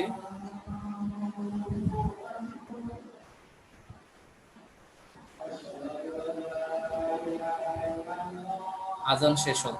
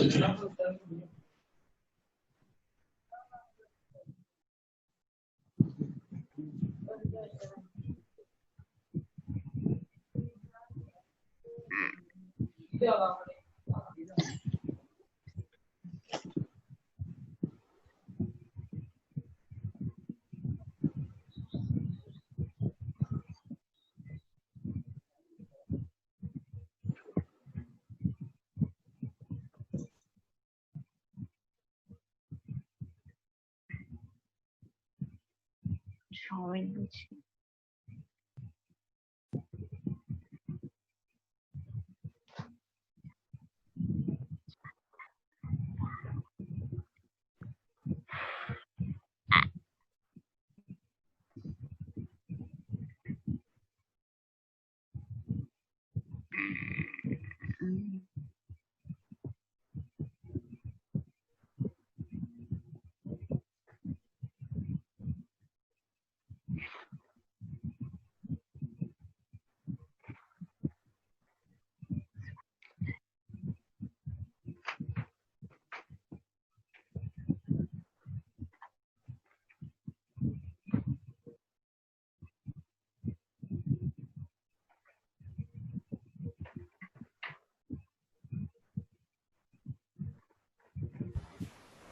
আচ্ছা,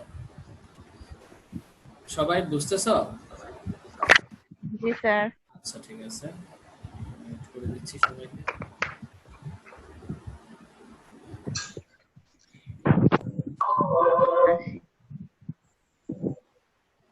ওকে, তো দেখো, বাংলা নববর্ষ ভাতা 17 নম্বর।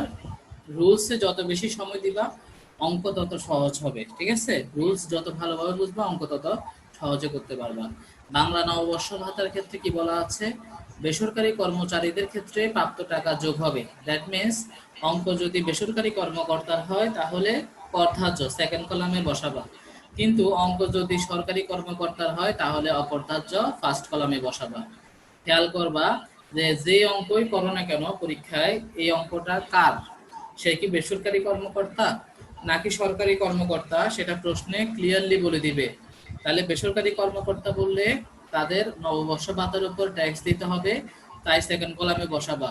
কিন্তু যদি বলে সরকারি কর্মকর্তা, তাদের নববর্ষ ভাতার উপর ট্যাক্স দিতে হবে না, তারা ফার্স্ট কলামে বসবে। তাহলে সরকারি কর্মকর্তার ক্ষেত্রে নববর্ষ ভাতা ফার্স্ট কলামে বসে, আর বেসরকারি কর্মকর্তার ক্ষেত্রে নববর্ষ ভাতা সেকেন্ড কলামে বসবে। এরপর আসো 18 নাম্বার। হ্যাঁ, ভবিষ্যৎ তহবিল। ওই ভবিষ্যৎ তহবিলের একটা প্রশ্ন শীটের মধ্যে দেওয়া আছে, ওই প্রশ্নটা ভালোভাবে শিখবা। ভবিষ্যৎ তহবিল হচ্ছে 3 প্রকার, একটা অনুমোদিত, আর একটা অননুমোদিত আছে, একটা বিধিবদ্ধ আছে। তো যেটাই থাকুক সম্পূর্ণ টাকা যোগ হবে, সম্পূর্ণ টাকা যোগ হবে, সম্পূর্ণ টাকা যোগ হবে, তার মানে সরাসরি সেকেন্ড কলামে লিখে দিবা। যেগুলো সম্পূর্ণ কর্তার্য সেগুলো কোনো ঝামেলা না, টাকার অ্যামাউন্ট দেখে দেখে ডাইরেক্ট সেকেন্ড কলামে লিখবা। এরপরে 19 নাম্বার, কর্মীর জীবন বীমা পলিসিতে বা চুক্তিতে বার্ষিক ভিত্তিতে নিয়োগকর্তার দান। যদি প্রশ্নে বলা থাকে তাহলে সেকেন্ড কলামে লিখে দিবা। এখানে যা কিছু লেখা আছে সব যে প্রশ্নে বলা থাকে তা না। এই যে কিছু কিছু আইটেম আছে কখনোই পরীক্ষায় আসেও নাই, কিন্তু সিলেবাসে আছে, বইতে আছে, সেজন্য শিখতে হবে। ঠিক আছে, সব কিন্তু ইম্পর্টেন্ট না, তবে জেনে রাখা ভালো। 19 নাম্বার তাও অর্থাৎ সেকেন্ড কলামে বসবে। এরপর আসো 20 নাম্বার, ভ্রমণ ভাতা। 20 নাম্বারটা খুবই ইম্পর্টেন্ট, ভ্রমণ ভাতা। কি লিখছে দেখো, প্রকৃত খরচ বাদে অবশিষ্ট অর্থ যোগ হবে, তবে যে ক্ষেত্রে প্রকৃত খরচ উল্লেখ থাকবে না সেক্ষেত্রে সম্পূর্ণ অকর্তব্য। খুবই ইম্পর্টেন্ট জিনিসটা। মানে কি, মানে হচ্ছে মনে করো কোনো একটা অঙ্কে বলা আছে জনাব রহিমকে ভ্রমণ ভাতা দেওয়া হলো 5,000 টাকা, সেখানে তার প্রকৃত খরচ হলো 3,000 টাকা। এই দুইটা ইনফরমেশন মনে করে বলা আছে। আবার বলতেছি, প্রশ্নে মনে করো বলা আছে জনাব রহিমকে ভ্রমণ ভাতা বাবদ দেয়া হলো 5,000 টাকা, সেখানে প্রকৃত খরচ হলো 3,000 টাকা। যখন ভাতা এবং খরচ দুইটাই উল্লেখ থাকবে তখন মনে রাখতে হবে ভাতা থেকে খরচটা বাদ দিতে হবে। ওই কথাটাই ফার্স্ট লাইনে লেখা আছে যে প্রকৃত খরচ বাদে অবশিষ্ট অর্থ যোগ হবে, মানে অবশিষ্ট অর্থ সেকেন্ড কলামে যাবে। তাহলে আমি এক্সাম্পলটা কি বলছিলাম, আমি বলছিলাম যে মনে করো কোনো একটা প্রশ্নে বলা আছে জনাব রহিমকে ভ্রমণ ভাতা দেওয়া হলো 5,000, তো আমি 5,000 টাকাটা ফার্স্ট কলামে লিখলাম। এরপর প্রশ্নে এটাও বলা আছে যে সেখানে প্রকৃত খরচ হচ্ছে 3,000, তাহলে যতটুকু প্রকৃত খরচ সেটাকে বলবো অকর্ধার্য, প্রকৃত খরচ পর্যন্ত অকর্ধার্য। তাহলে প্রকৃত খরচ হচ্ছে 3,000, তো 5,000 থেকে 3,000 বাদ দিলে তার কাছে আর 2,000 আছে, ওই 2,000-এর উপর তাকে ট্যাক্স দিতে হবে। এই যে দেখো, ভ্রমণ ভাতা পাইছে সে 5,000 টাকা, আর প্রশ্নে বলা আছে যে খরচ হয়েছে 3,000 টাকা, তাহলে 5 থেকে 3 বাদ দিলে বাকি 2,000-এর উপর ট্যাক্স দিতে হবে, সে 2,000 সেকেন্ড কলামে বসাই দিলাম। আচ্ছা, এটা গেল একটা জিনিস। আর যদি ব্র্যাকেটে বলে, ব্র্যাকেটে কি লিখছে দেখো ওই নিয়মের মধ্যে, তবে খরচ উল্লেখ না থাকলে সম্পূর্ণ অকর্তব্য।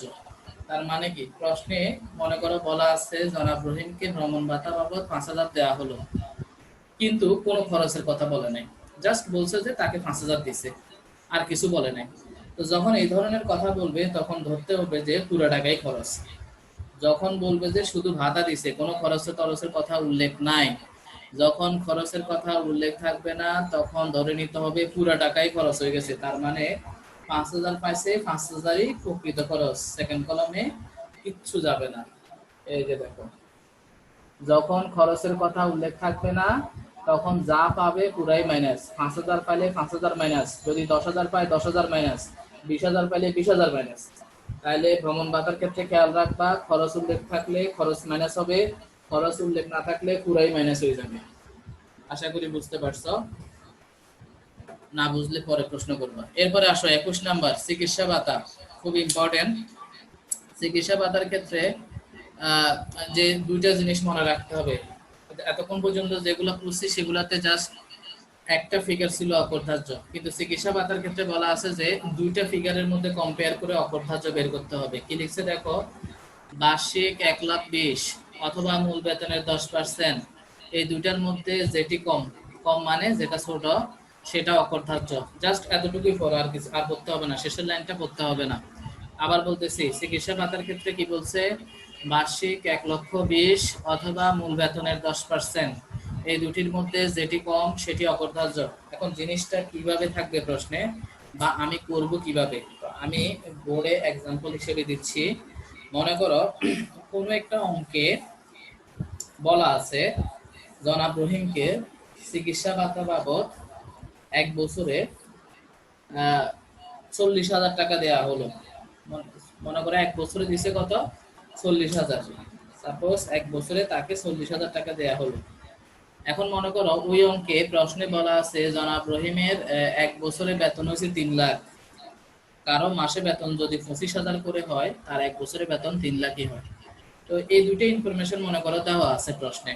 কি কি দেওয়া আছে, যে জনাব রহিম চিকিৎসা ভাতা বাবদ পাইলো 40,000 টাকা, আর জনাব রহিমের এক বছরে বেতন হচ্ছে 3 লাখ টাকা। এই দুইটা ইনফরমেশন প্রশ্নে দেওয়া আছে। এখন আমি চিকিৎসা ভাতা কিভাবে ক্যালকুলেশন করব, তো আমি লিখব প্রথমে চিকিৎসা ভাতা পাইছে কত, 40,000। চিকিৎসা ভাতা পাইছে কত? 40,000। এখন এই 40,000-এর মধ্যে কতটুকু অপরিহার্য সেটা জানার জন্য আমাকে রুলস মুখস্থ রাখতে হবে। ওই রুলসে বলা আছে কি বার্ষিক 1,20,000, বার্ষিক 1,20,000 অথবা মূল বেতনের 10%। মূল বেতন কত সেটা প্রশ্নে দেয়া থাকবে। যেমন আমি জনাব রহিমের মূল বেতন ধরলাম 3 লাখ টাকা, তো 3 লাখের 10% হবে 30,000। এই দুটির মধ্যে যেটি কম, কম মানে ছোট, তাইলে বার্ষিক 1,20,000 আর মূল বেতনের 10%, দ্যাট মিনস 3 লাখের 10% হচ্ছে 30,000। তাহলে 1,20,000 আর 30,000 এই দুইটার মধ্যে ছোট কোনটা? 30,000। এই দুইটার মধ্যে ছোট হচ্ছে 30,000। তাহলে 40,000 থেকে 30,000 বাদ দিলে অবশিষ্ট 10,000 টাকার উপর তাকে ট্যাক্স দিতে হবে। তাহলে দেখো এই কি লেখা আছে, চিকিৎসা ভাতা পাইছে সে কত? 40,000 টাকা। আচ্ছা, সে চিকিৎসা ভাতা পাইছে 40,000 টাকা, কেমন? এরপর অপরিহার্য হচ্ছে কি বার্ষিক 1,20,000 অথবা মূল বেতনের 10%। তো মূল বেতন আমরা 3 লাখ ধরছিলাম, মূল বেতন আমরা ধরছিলাম কত? 3 লাখ। তো 3 লাখের 10% হচ্ছে 30,000। তাহলে 1,20,000 আর 30,000-এর মধ্যে যেটি কম, কম হচ্ছে কত? 30,000 টাকাটা। তাহলে 40,000 থেকে 30,000 বাদ দিলে অবশিষ্ট 10,000 টাকার উপর তাকে কি দিতে হবে? ট্যাক্স দিতে হবে। অবশিষ্ট 10,000 টাকার উপর তাকে কি দিতে হবে? ট্যাক্স দিতে হবে। ওই যে 10,000 টাকাটা সেকেন্ড কলামে লিখলাম, 10,000 টাকাটা কি লিখলাম? সেকেন্ড কলামে লিখলাম। ঠিক আছে? আবার বলতেছি, চিকিৎসা ভাতা পাইছে কত? 40,000 টাকা, সেটা প্রশ্নে বলা থাকবে। আর অপরিহার্যের নিয়মটা আমাকে মুখস্থ রাখতে হবে। অপরিহার্যের নিয়ম হচ্ছে গিয়ে কি মূল বেতনের 10% অথবা বার্ষিক 1,20,000। তো মূল বেতনটাও প্রশ্নে দেওয়া থাকবে, তাকে শুধু 10% দিয়ে গুণ করব। আমরা ধরে নিয়েছিলাম যে মূল বেতন হচ্ছে 3 লাখ, তো 3 লাখের 10% হচ্ছে 30,000 অথবা বার্ষিক 1,20,000। এই দুইটা অ্যামাউন্টের মধ্যে যে অ্যামাউন্টটা ছোট সেটি অপরিহার্য। তাহলে 40,000 থেকে 30,000 বাদ দিলে বাকি 10,000 টাকার উপরে তাকে ট্যাক্স দিতে হবে। আশা করি বুঝছো। না বুঝলে আবার প্রশ্ন করবা, আমি শেষের দিকে প্রশ্ন নিব, তখন আবার দেখাবো। এরপর আসো 22 নাম্বার, বিশেষ ভাতা বা বিশেষ ভ্রমণ ভাতা। কি লিখছে? সম্পূর্ণ অফিসের কাজে প্রদত্ত হলেও সম্পূর্ণ খরচ না হলেও এর কিছুই বেতনের সাথে যোগ হবে না। কিছুই বেতনের সাথে যোগ হবে না। বিশেষ ভাতা বা বিশেষ ভ্রমণ ভাতা যদি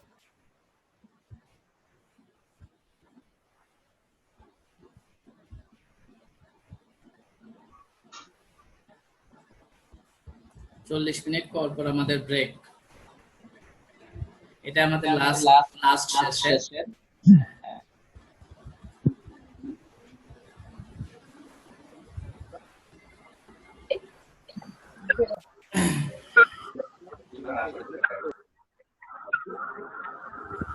আবার যে বিআইন আছে, আমরা বিআইনে আবার বিআইন আমরা বাড়ি অনেক হয় না, মেয়েরা আশেপাশে থাকে। এটা আমাদের লাস্ট সেশন, যাতায়াত হয়তো 10 মিনিট লাগবে, বেশিক্ষণ লাগবে না। এমনিকে যে কোনো যাতায়াত ছিল যা আমি জানতাম না।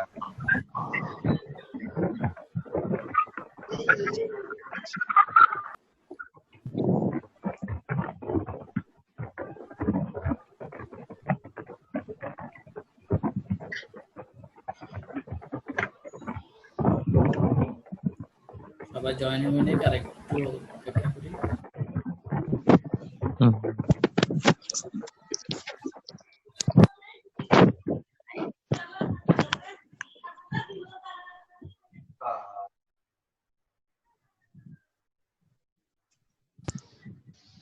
এটা তো আমরা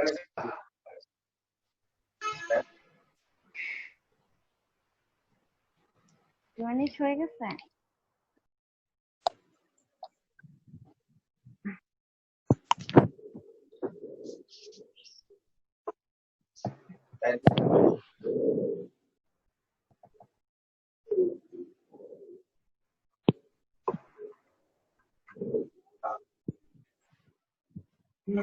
আবার কেউ কিন্তু প্রায় 2.5 বছর হয়ে যায়, কিন্তু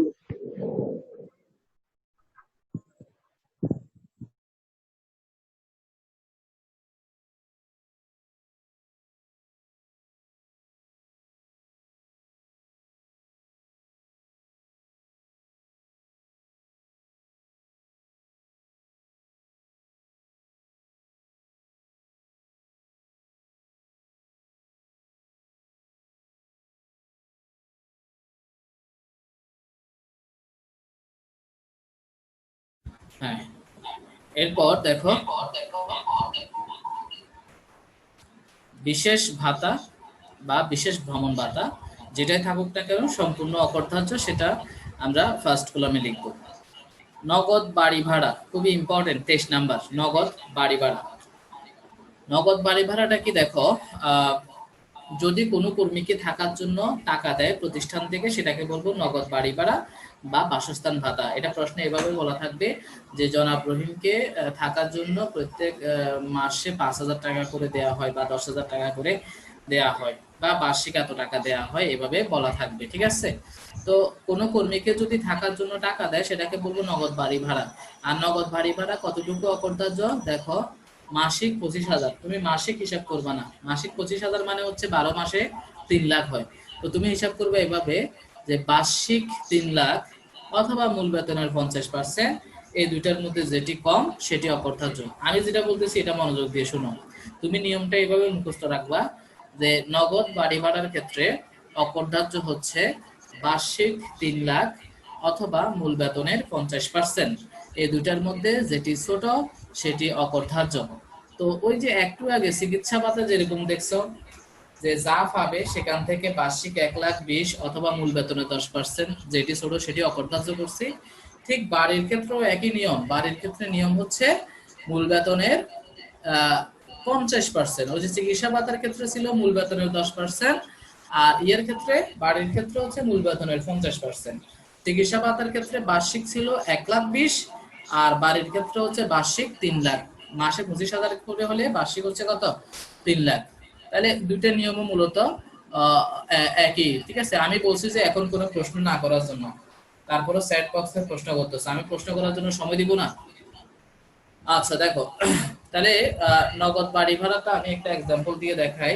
মনে করো আহ, জনাব রহিম নগদ বাড়ি ভাড়া বাবদ 1 বছরে মনে করো 60,000 টাকা পেল। মাসে 5,000 করে হলে 1 বছরে মনে করো 60,000 পেল, ঠিক আছে।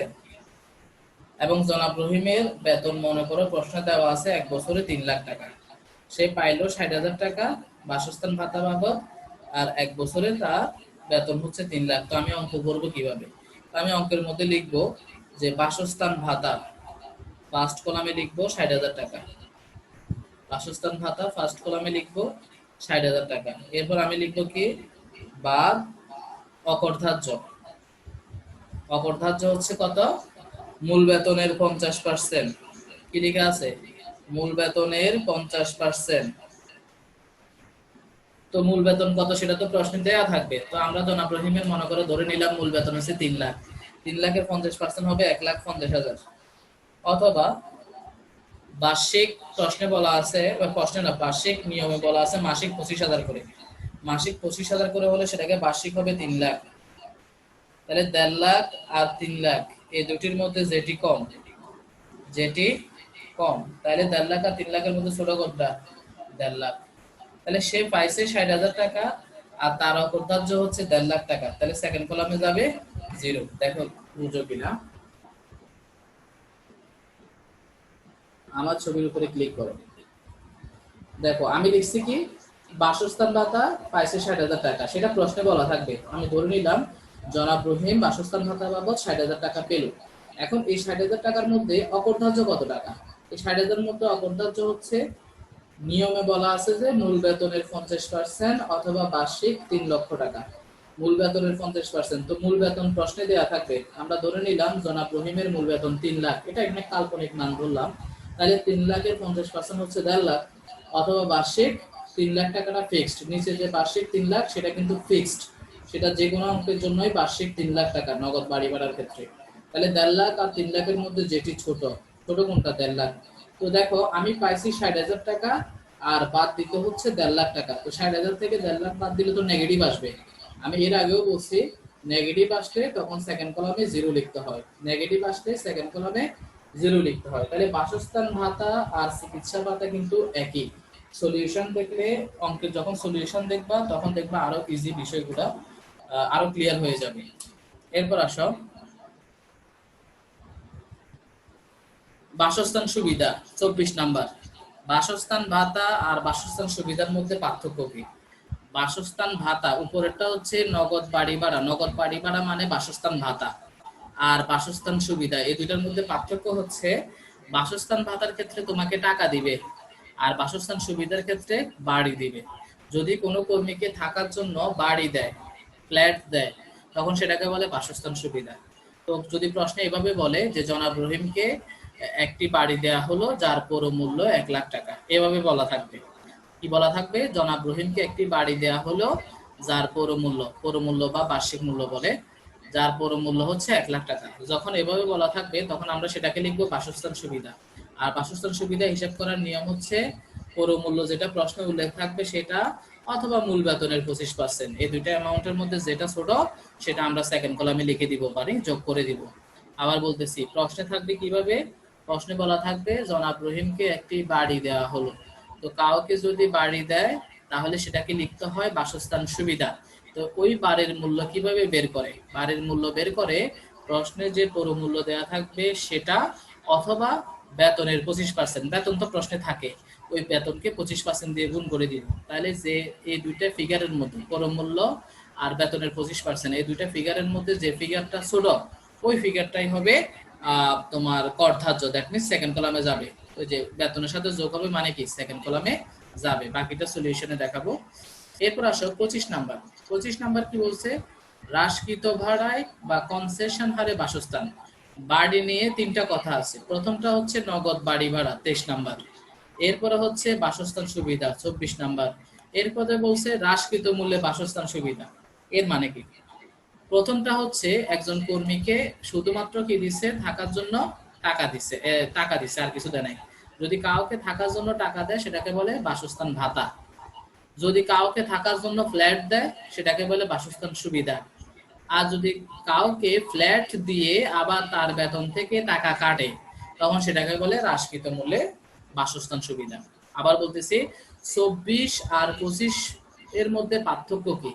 24 আর 25 এর মধ্যে পার্থক্য কি? 24 হচ্ছে বাড়ি পাবে মানে ফ্ল্যাট পাবে, 25 ফ্ল্যাট পাবে, দুইটাই কিন্তু একই, ফ্ল্যাট পাবে। 24 ফ্ল্যাট পাবে, 25 ফ্ল্যাট পাবে। তবে পার্থক্য হচ্ছে 24 মধ্যে তোমাকে শুধু ফ্ল্যাটই দিবে, এর কারণে তোমার বেতন থেকে কোনো টাকা কাটবে না। কিন্তু 25 ক্ষেত্রে যখন হ্রাসকৃত মূল্যে এই কথাটা বললে মনে রাখবা, তখন প্রশ্নে বলে দিবে যে এই বাড়িটা দেওয়ার কারণে আপনার বেতন থেকে 5,000 টাকা কাটা হবে বা 10,000 টাকা কাটা হবে, এই ধরনের কর্তনের একটা কথা বলে দিবে। তো খেয়াল রাখবা, যখন প্রশ্নে বাড়ি দেওয়ার কারণে যদি বলে যে আবার টাকাও কাটতেছে, বাড়ি দিয়ে টাকা কাটতেছে, তখন সেটাকে আমরা বলবো হ্রাসকৃত মূল্যে বাসস্থান সুবিধা। আমরা বলবো কি? হ্রাসকৃত মূল্য। হ্রাসকৃতকে ইংলিশে কনসেশন বলে। তো এই ক্ষেত্রে অঙ্ক করার নিয়ম কি? অঙ্ক করার নিয়ম হচ্ছে জাস্ট বাড়ির মূল্য থেকে যত টাকা কাটবে তত টাকা ম্যানেজ করে দিব। দেখো কি লিখছে? বার্ষিক মূল্য মানে পুরো মূল্য বা মূল বেতনের 25%, এর মধ্যে যেটি কম তা হলো প্রদত্ত বা কর্তনকৃত ভাড়া বাদ দেওয়ার পর যা থাকে তা বেতনের সাথে যোগ হবে। এত কিছু করার দরকার নাই, তুমি শুধু একটা জিনিস মনে রাখবা, 24 নাম্বারে আমরা যেভাবে বাড়ির মূল্য বের করলাম, যে পুরো মূল্য বা মূল বেতনের 25%, এই দুইটার মধ্যে যেটা ছোট সেটা হচ্ছে বাড়ির মূল্য। জাস্ট এই বাড়ির মূল্যটা থেকে যত টাকা কর্তন করবে তত টাকা ম্যানেজ করে দিবে। শুধু বাড়ির মূল্যটা আগে বের করব। বাড়ির মূল্য কিভাবে বের করব? পুরো মূল্য অথবা মূল বেতনের 25%, যেটা ছোট সেটা হচ্ছে বাড়ির মূল্য। এরপরে প্রশ্নে তো বলে দিবে কত টাকা কর্তন করছে, যত টাকা কাটছে তত টাকা এরপরে মাইনাস করে দিবে, তাহলে অবশিষ্ট টাকা সেকেন্ড কলামে। বাকিটা সলিউশনে দেখাবো, আর না বুঝলে আমাকে পরে প্রশ্ন করবা। এরপরে আসো 26 নাম্বার, যানবাহন ভাতা। যানবাহন ভাতা হচ্ছে কোনো কর্মীকে যদি আসা যাওয়ার জন্য টাকা দেয় সেটাকে যানবাহন ভাতা বলে। শুধু নিয়মটা মনে রাখবে এটা, এই যে আমি মার্ক করে দিচ্ছি, বার্ষিক 30,000 টাকা পর্যন্ত অকর্তা, যার কিছু করার দরকার নেই, শুধু যেটা সিলেক্ট করছি এটা মুখস্থ করবা যে যানবাহন ভাতার ক্ষেত্রে 30,000 টাকা পর্যন্ত অকর্তার্য। এর মানে কি? মনে করো জনাব রহিমকে যানবাহন ভাতা বাবদ 50,000 টাকা দেয়া হলো, তাহলে 50,000 টাকা দেওয়া হলেও আমরা জানি 30,000 পর্যন্ত ট্যাক্স দিতে হবে না। তাহলে 50,000 থেকে 30,000 বাদ দিলে বাকি 20,000-এর উপর ট্যাক্স দিবে, মানে সেকেন্ড কলামে 20,000 যাবে। আর যদি এরকম বলা থাকে যে জনাব রহিমকে যানবাহন ভাতা বাবদ শুধু 20,000 দিছে, কিন্তু আইনে তো বলা আছে 30,000 পর্যন্ত ট্যাক্স দিতে হয় না, তাহলে 20,000 থেকে 30,000 বাদ দিলে তখন আবার নেগেটিভ আসবে, নেগেটিভ আসলে সেকেন্ড কলামে 0 লিখবো। তাহলে সহজ কথায় মনে রাখবা 30,000-এর বেশি পাইলে বাড়তি টাকাটা সেকেন্ড কলামে যাবে, আর যদি 30,000-এর কম পায় তাহলে সেকেন্ড কলামে কিচ্ছু যাবে না, ফার্স্ট কলামে ক্লোজ হয়ে যাবে। এরপর আসো যানবাহন সুবিধা 27 নাম্বার। ওই বাসস্থান সুবিধা মানে হচ্ছে বাড়ি পাওয়া, আর যানবাহন সুবিধা মানে হচ্ছে গাড়ি পাওয়া। বাড়ির ক্ষেত্রে যেরকম বা পৌরমূল্য বা 25% যেটি ছোট সেটি বের করছি, ঠিক তেমনি গাড়ির ক্ষেত্রে নিয়ম হচ্ছে, দেখো পরের পৃষ্ঠায় আছে, গাড়ির ক্ষেত্রে নিয়ম হচ্ছে এই যে এটা, মূল বেতনের 5% অথবা 60,000 টাকা, এই দুইটার মধ্যে যেটা বড়, আর কিছু করবা না, শুধু আমি যে কথাটা বলতেছি এটা মনে রাখবা। যদি কোনো কর্মীকে গাড়ি দেয় তাহলে অঙ্কে লেখার সময় লিখতে হবে যানবাহন সুবিধা বা যাতায়াত সুবিধা। তো যাতায়াত সুবিধা বের করার নিয়ম হচ্ছে মূল বেতনকে 5% দিয়ে গুণ করব অথবা ফিক্সড 60,000 টাকা লিখবো। এই দুইটার মধ্যে যে ফিগারটা বড় আসবে, যে অ্যামাউন্টটা বড় আসবে, সেটাকে আমরা সেকেন্ড কলামে দিয়ে দিব।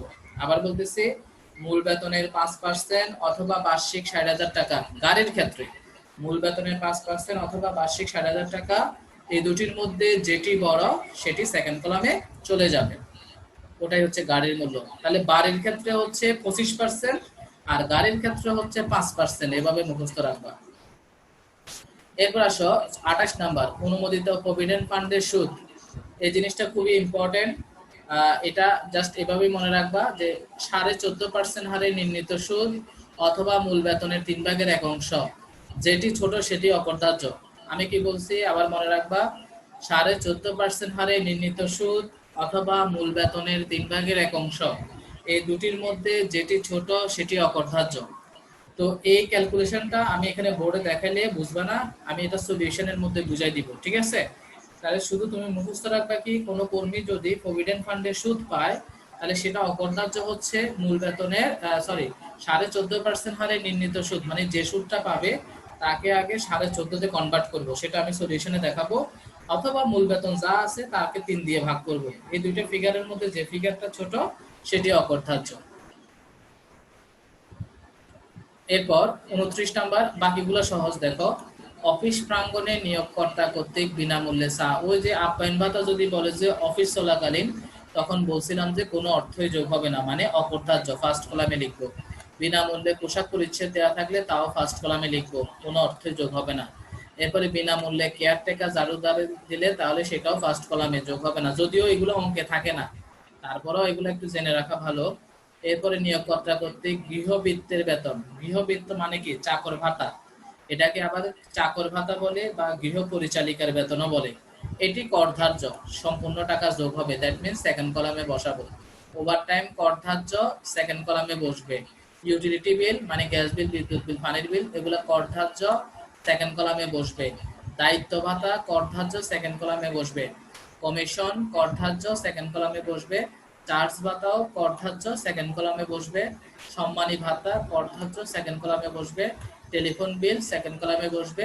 ছুটি নগদায়ন মানে তুমি ছুটি কাটাও নাই, এই জন্য তোমাকে একটা এক্সট্রা অ্যালাউন্স দিচ্ছে, সেটার উপরে ট্যাক্স দিতে হবে, সেজন্য সেটা সেকেন্ড কলামে।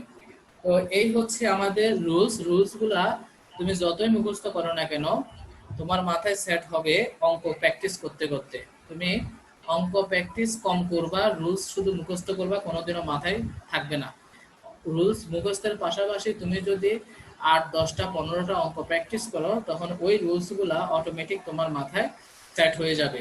এখন আমি অঙ্কে চলে যাব, তো অঙ্কে যাওয়ার আগে রুলস নিয়ে কারো প্রশ্ন থাকলে এখন প্রশ্ন করবা, আমি আনসার দিব, তারপর আমি তোমাদেরকে একটা অঙ্কের সলিউশন দেখাবো ডিটেলস।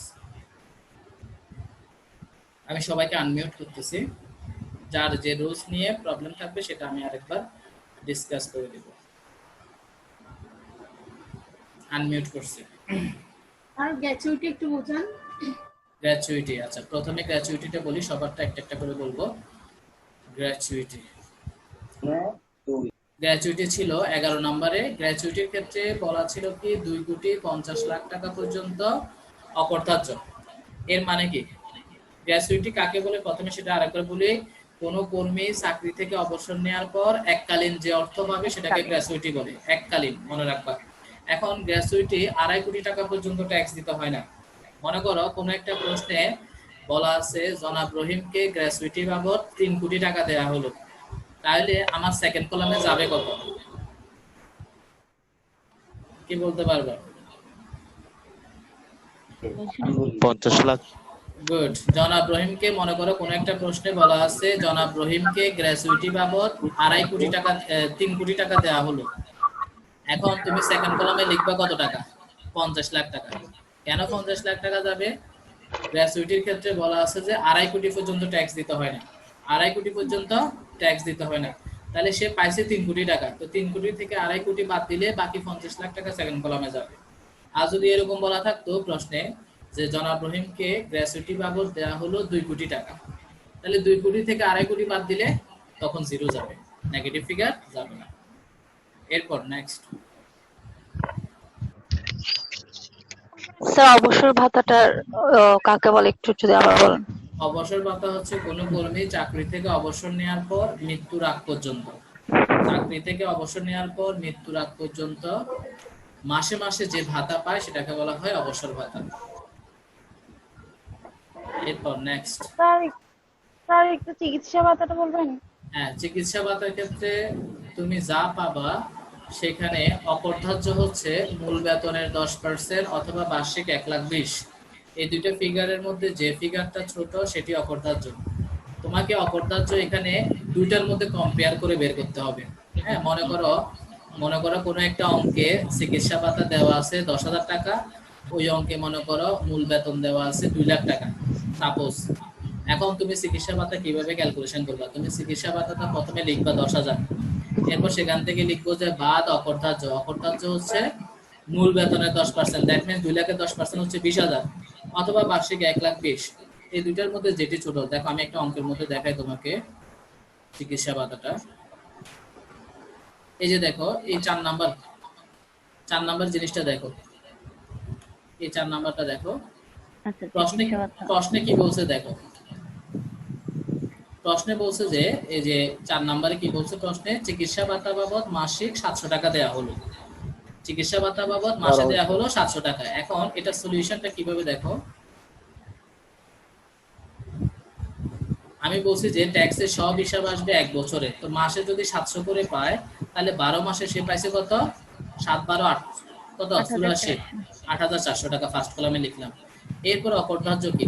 অকরধার্য কিভাবে দিছে দেখো, মূল বেতনের 10%, মূল বেতন হচ্ছে 2,40,000। এই যে দেখো মূল বেতন দেখছো 2,40,000, এটা প্রশ্নে দেওয়া ছিল। তো 2,40,000 এর 10% হচ্ছে কত? 24,000 অথবা বার্ষিক 1,20,000। এই যে 1,20,000, এই টাকাটা কোত্থেকে আসছে? এই টাকাটা আমাকে মুখস্থ রাখতে হবে। কেন? এই টাকাটা রুলসে বলা আছে। এই যে আমি আবার রুলসে চলে যাচ্ছি, এই যে দেখো রুলসে বলা আছে দেখছো 21 নম্বর রুলসে 21,000 টাকাটা 1,20,000 টাকাটা বলা আছে, আছে কিনা? তাহলে চিকিৎসা ভাতার ক্ষেত্রে আমার অকরধার্যের নিয়ম হচ্ছে বার্ষিক 1,20,000 অথবা মূল বেতনের 10%, যেটি ছোট সেটি অকরধার্য। আবার দেখো,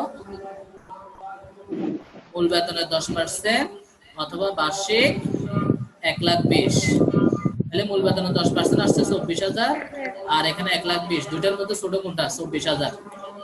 আর সেটি কি অকরধার্য? হ্যাঁ, অকরধার্য মানে বিয়োগ করতে হবে। তো আমি পাইছি কত?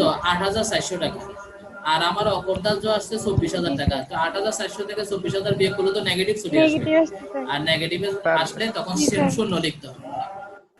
নেক্সট। তার ভাতা কি কখনো 1,20,000 এর বেশি হবে না?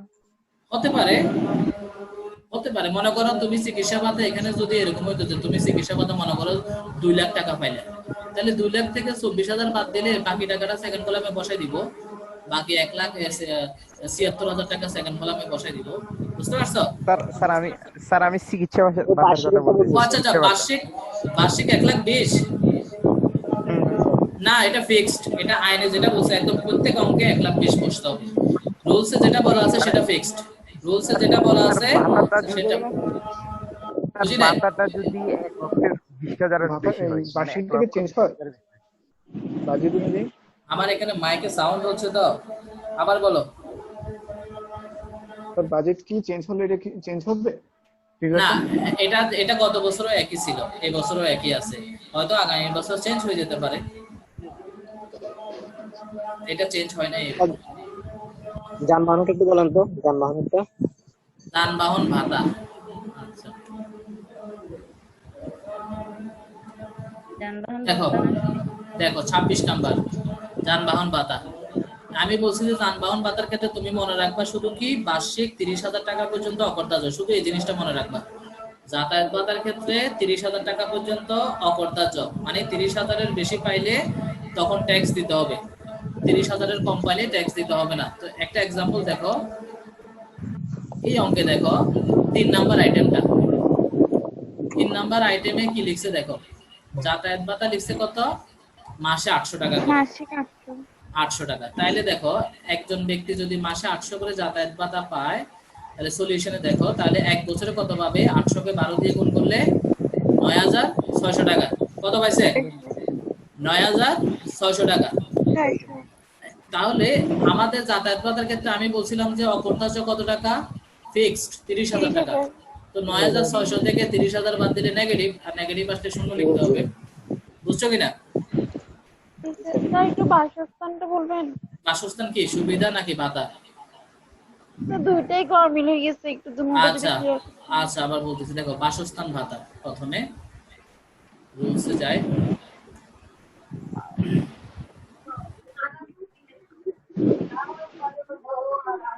এই যে নগদ বাড়ি ভাড়ার মানে হচ্ছে বাসস্থান ভাতা। তো বাসস্থান ভাতার ক্ষেত্রে অকরদার্য হচ্ছে এরকম। আওয়াজ আসতেছে কারো? তোমরা নিজেরা মিউট করে রাখো না, হ্যাঁ, প্রশ্ন করার পর আবার মিউট করে রাখবা, তাহলে আর সাউন্ড গুলো হবে না। তো দেখো এখনো মিউট করতেছে না, আওয়াজ আসতেছে, মিউট করো। হ্যাঁ, নগদ বাড়ি ভাড়া, দ্যাট মিন্স বাসস্থান ভাতা। বাসস্থান ভাতার ক্ষেত্রে আমি মনে রাখতে বলছি এই মাসে 25, এটা মনে রাখবা না। তুমি মনে রাখবা যে বার্ষিক 3 লাখ, যেটা মাসে 25,000, সেটাকে 12 দিয়ে গুণ করলে বার্ষিক 3 লাখই হয়।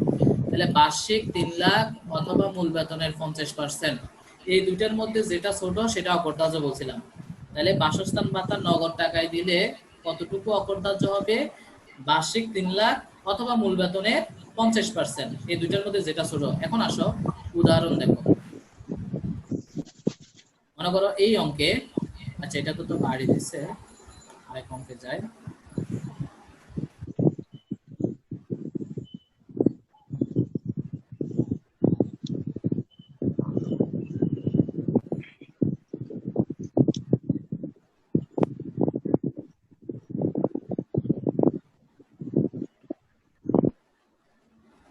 এই দেখো এখানে 2 নম্বরে কি লিখছে দেখো, বাড়ি ভাড়া পান মাসিক 20,000 টাকা, লিখছে কিনা?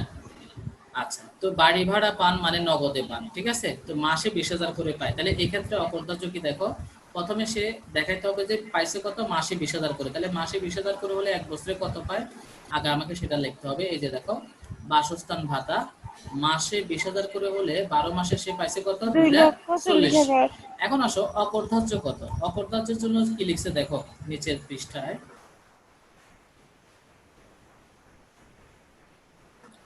এই যে দেখো অকরদার্যের জন্য কি লিখছে, মূল বেতনের 50%।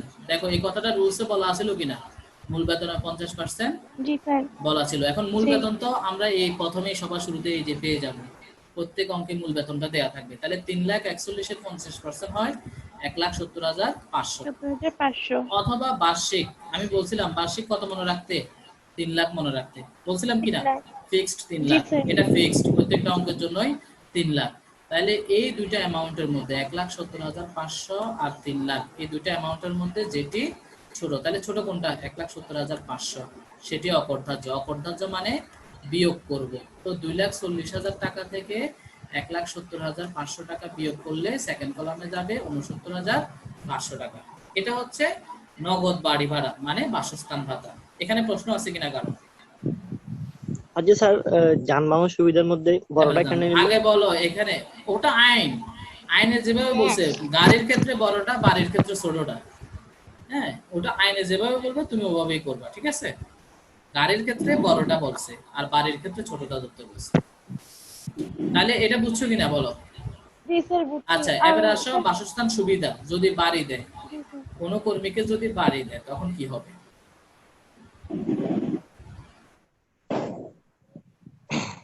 এই বাড়ি দিলে সেটাকে বলবো যে আমরা বাসস্থান সুবিধা, 24 নাম্বার আইটেম। বাড়ি দিলে সেটাকে আমরা বলবো বাসস্থান সুবিধা। তো বাসস্থান সুবিধার ক্ষেত্রে নিয়ম হচ্ছে গিয়ে পৌর মূল্য, যেটাকে আবার বার্ষিক মূল্য বলে, অথবা মূল বেতনের 25%। যে অ্যামাউন্টটা ছোট সেটাকে আমরা বেতনের সাথে যোগ করব, মানে সেকেন্ড কলামে দিব। তো এক্সাম্পল দেখো, মনে করো এই অঙ্কে দেখো, এই যে এখানে 6 নাম্বার আইটেমে কি লিখছে দেখো, জনাব মামুনকে ভাড়া মুক্ত হোক আর যাই হোক একটি সুসজ্জিত বাড়ি দেয়া হলো। এই যে কি বলছে, একটা বাড়ি দিছে যেটার বার্ষিক ভাড়া মূল্য, ওই যে পুরো মূল্য যে কথা, ভাড়া মূল্য একই কথা, বার্ষিক ভাড়া মূল্য 72,000। তাহলে কি দিছে, একটি বাড়ি দিছে, ওই বাড়ির বার্ষিক মূল্য হচ্ছে 72, বার্ষিক মূল্য মানে পুরো মূল্য। তো আমাদের নিয়ম কি, আমাদের নিয়মে বলা আছে যে হয় পুরো মূল্য না হয় মূল বেতনের 25%, যেটা ছোট সেটা আসবে। এখন সলিউশনে দেখো ওভাবে করছে কিনা। 6 নাম্বার, এই যে দেখো 6 নাম্বার, বাড়ি দিলে সেটাকে কি লিখতে হয় বলছি, বাসস্থান সুবিধা লিখতে হয়। দেখছো মূল বেতনের 25%, এই যে মূল বেতন উপরে দেখো, এই যে 2,40,000, প্রত্যেক অঙ্কে মূল বেতন দেওয়া থাকবে। তাহলে 2,40,000 এর 25% হচ্ছে 60,000, অথবা বার্ষিক মূল্যটা প্রশ্নে দেওয়া থাকবে 72,000। যেমন এই প্রশ্নে 72,000 বলা ছিল, তাহলে 60,000 আর 72,000 এর মধ্যে ছোট কোনটা, 60,000, যেটা ছোট 60,000। সেটা সেকেন্ড কলামে বসছে। এই হচ্ছে বাড়ি।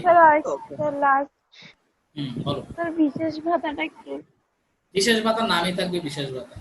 প্রশ্ন যখন এভাবে বলছে জনাব রহিমকে বিশেষ ভাতা দেওয়া হলো 2,000 টাকা, ফার্স্ট কলামে ক্লোজ, একটা টাকাও সেকেন্ড কলামে যাবে না, যেহেতু এটা অকর্তার্য। আর কারো প্রশ্ন? স্যার মহার্ঘ ভাতাটা কাকে বলে আরেকটু বলেন। মহার্ঘ ভাতা হচ্ছে নিত্য প্রয়োজনীয় দ্রব্য সামগ্রীর মূল্য বৃদ্ধির ফলে মালিক কর্মীদেরকে বেতনের অতিরিক্ত যে ভাতা দেয়, মালিক কর্মীদেরকে বেতনের অতিরিক্ত যে ভাতা দেয় সেটা হচ্ছে মহার্ঘ ভাতা। কারণ কি, ওই নিত্য প্রয়োজনীয় দ্রব্য সামগ্রীর মূল্য বৃদ্ধি পাইছে। এই আর কারো প্রশ্ন? ভাইয়া মনে করেন নিজস্ব ব্যবহারের জন্য যানবাহন এটা যদি কোনো কারো থেকে প্রাপ্ত না হয় তাহলে সেটার প্রতি কি অকার্য হবে? আবার বলো তো। নিজস্ব ব্যবহারের জন্য যানবাহন সেটা যদি কারো থেকে প্রাপ্ত না হয় তাহলে সেটার উপর কি অকার্য হবে? কারো থেকে প্রাপ্ত না হয় মানে কি, এখানে তো যা হিসাব করব সবগুলাই কোম্পানি থেকে পাচ্ছি, ঠিক আছে। এখানে তো আমরা অঙ্ক করবো যে যা কিছু বলা থাকবে সবকিছু কোম্পানি থেকে দিচ্ছে, ঠিক আছে। আর কারো প্রশ্ন? স্যার আমাদের টাইম চলে যাচ্ছে, একটু আর্লি করলে ভালো হবে। টাইম চলে গেলে তুমি যাওয়া না, এখানে তো এখন শেষ হয় নাই। যদি জুলাই থেকে জুন হয় তাহলে কর বর্ষ কি জানুয়ারি থেকে ডিসেম্বর নাকি না, জুলাই থেকে? একই জুলাই থেকে জুন। আয় বর্ষ কর বর্ষ এগুলো জুলাই থেকে জুন। মনে করো গত বছরের জুলাই থেকে এই বছরের জুন পর্যন্ত আয় বর্ষ, তো এই বছরের জুলাই থেকে আবার আগামী বছর জুন পর্যন্ত কর বর্ষ, মানে গত বছরের যেটা আয় বর্ষ ছিল তার কর বর্ষ হচ্ছে আগামী বছর। আবার আগামী বছর যেটা কর বর্ষ আয় বর্ষ হবে, তারপরের বছর হবে কর বর্ষ, মানে এইভাবে একটার পর একটা, আয় বর্ষ আগে কর বর্ষ পরে, আয় বর্ষ আগে কর বর্ষ পরে। আশা করি আর কারো প্রশ্ন নাই। শোনো, তোমাদের যে জিনিসটা এখন করতে হবে সেটা হচ্ছে, আমি কি বলতেছি একটু মনোযোগ দিয়ে শোনো, সবাইকে আমি মিউট করে দিচ্ছি। এই যে 1 নাম্বার যে অঙ্কটা, এই যে বেসিক ম্যাথমেটিক্যাল প্রবলেমের যে 1 নাম্বার অঙ্কটা, এই 1 নাম্বার অঙ্কে 30টা আইটেম দেওয়া আছে। এই অঙ্কটা তোমরা করবা। তোমরা এই অঙ্কটা আমি সলিউশন সহ অলরেডি গুগল ক্লাসরুমে আপলোড করে দিচ্ছি। আমি কিন্তু এখন আর সিক্রেট গ্রুপে কোনো ডকুমেন্ট দিব না, সবকিছু গুগল ক্লাসরুমে দিব। তোমাদের গুগল ক্লাসরুমের কোড জয়েন করার ওয়ে সবকিছু সিক্রেট গ্রুপে একটা ভিডিওতে লেখা আছে। তোমরা ওই কোড দিয়ে গুগল ক্লাসরুমে জয়েন করবা, ওখানে এই সলিউশনটা দেওয়া আছে। তো তোমরা এই সলিউশনটা ডাউনলোড করবা। হ্যাঁ, ডাউনলোড করে অঙ্কটা প্রথমে তোমরা আগে রুলসগুলো একবার রিডিং করবা। রুলসগুলো রিডিং করে অঙ্কটা সলিউশন না দেখে করার চেষ্টা করবা। তবে যে জায়গায় আটকায় যাবা সে জায়গায় সলিউশনটা দেখবা। আচ্ছা, দেখার পর এই অঙ্কটা করার পর নিচে কয়েকটা বাড়ির কাজ আছে, 4টা অঙ্ক দিছি। এই লেকচার শিটটা কিন্তু সবার ডাউনলোড করা আছে। এই 4টা অঙ্ক বাড়ির কাজ তোমরা করবা 2 থেকে 5 পর্যন্ত। এটাও আমি গুগল ক্লাসরুমে অ্যাসাইনমেন্ট আকারে দিয়ে দিচ্ছি। তোমরা অঙ্কগুলা করার পর 2 থেকে 5 পর্যন্ত এই অঙ্কগুলা করার পর মোবাইল দিয়ে ছবি তুলে ওখানে আপলোড দিয়ে দিবা, আমি চেক করে আবার দিয়ে দিব। আমি কিন্তু এই প্রশ্নগুলো নিয়ে কোনো ডিসকাস করব না। তুমি যদি না করো তাহলে লস তোমারই হবে। তুমি করলে সুবিধা হবে কি, যেখানে আটকে যাবা সেটা আমাকে আগামী ক্লাসে প্রশ্ন করতে পারবা, যে এই অঙ্কের এই আইটেমটা পারি নাই বা ওই জায়গায় ভুল হচ্ছে বা এটা কিভাবে হবে, এই ধরনের প্রশ্ন করতে পারবা, আমি আনসার দিয়ে দিব। আমি তোমার হোমওয়ার্ক দেখবো, চেক করে তারপর আমি তোমাকে আনসার দিয়ে দিব। কিন্তু তুমি যদি না করো তাহলে তোমার জন্য লস, এটা তোমার শেখা হবে না। তাহলে 2 থেকে 5 এই অঙ্কগুলো তুমি খাতায় করে ছবি তুলে গুগল ক্লাসরুমে আপলোড দিবা। কোথায় আপলোড দিবা? যেখানে অ্যাসাইনমেন্ট লেখা আছে সেখানে আপলোড দিবা। অ্যাসাইনমেন্ট যেখানে লেখা আছে সেখানে আপলোড দিবা। কিভাবে আপলোড দিতে হয় সবগুলো আজকে যে ভিডিওটা আপলোড দিছি সিক্রেট গ্রুপে ওখানে লেখা আছে। যদি না বুঝো সিক্রেট গ্রুপের ওই ভিডিওর নিচে কমেন্ট করবা, আমি দেখাই দিব যে কিভাবে আপলোড করতে হয় বা কি কোনো ধরনের যদি কোনো কিছু না বুঝো। ঠিক আছে, আশা করি বুঝবে, এগুলো একদম সহজ জিনিস কিভাবে আপলোড দিতে হবে। তো যাই হোক, তো তাহলে আজ আমাদের আজকে এতটুকুই থাক। আমরা আগামী ক্লাসে ইনশাল্লাহ আমাদের যে সরকারি কর্মকর্তার অঙ্ক নিয়ে বুঝাবো। স্যার আজকে কি ম্যাথ করাবেন? না, আজকে আর কোনো ম্যাথ হবে না, আজকে টাইম শেষ। তো তোমরা তাহলে এই অঙ্কের সলিউশনটা আমি অলরেডি আপলোড দিয়ে দিছি, তোমরা এটা ডাউনলোড করে নিবা, ওই অঙ্কটা করবা, আবার এসডব্লিউ গুলো করবা, এসডব্লিউ গুলো করে আবার গুগল ক্লাসরুমে সাবমিট করবা। ঠিক আছে, গুগল ক্লাসরুম থেকে যদি কোনো কিছু না বুঝো আমাকে ফেসবুকে সিক্রেট গ্রুপে কমেন্ট করবা, আমি বুঝাই দিব। আমি সবাইকে আনমিউট করে দিচ্ছি, কারো কোনো প্রশ্ন থাকলে করতে পারো। সবাইকে আনমিউট করে দিচ্ছি। স্যার এসডব্লিউ কোনটা কোনটা দিচ্ছেন আরেকটু যদি বলেন। 2 3 4 5 এটা তুমি গুগল ক্লাসরুমে পাবা। এই যে 2 3 4 5 ওখানে একটা অ্যাসাইনমেন্ট আকারে একটা পোস্ট করা আছে, ওই অ্যাসাইনমেন্ট আকারে পোস্ট করা আছে, ওখানে তুমি অ্যাড অ্যাটাচমেন্ট একটা কথা আছে, ওখানে গেলে তুমি অঙ্কগুলো ছবি তুলে জমা দিতে পারবে। আর কারো প্রশ্ন? আর কারো প্রশ্ন? আরো প্রশ্ন আছে? স্যার 1 নাম্বারটা করতে হবে না? 1 নাম্বারটা তো অবশ্যই করবো, ওটা তো আমি সলিউশন সহ দিয়ে দিব, ওটা তো সলিউশন সহ দেওয়া আছে। আর কারো প্রশ্ন? স্যার ওকে তাহলে আজ তাহলে এতটুকুই থাক। ইনশাআল্লাহ আগামী ক্লাসে দেখা হবে, তোমরা ওই গুগল ক্লাসরুমে জয়েন করবা। সবাইকে ধন্যবাদ। কোনো কিছু না বুঝলে পরবর্তী ক্লাসে আবার প্রশ্ন করবো। আজ এতটুকুই থাক, ইনশাআল্লাহ দেখা হবে। ওয়ালাইকুম আসসালাম।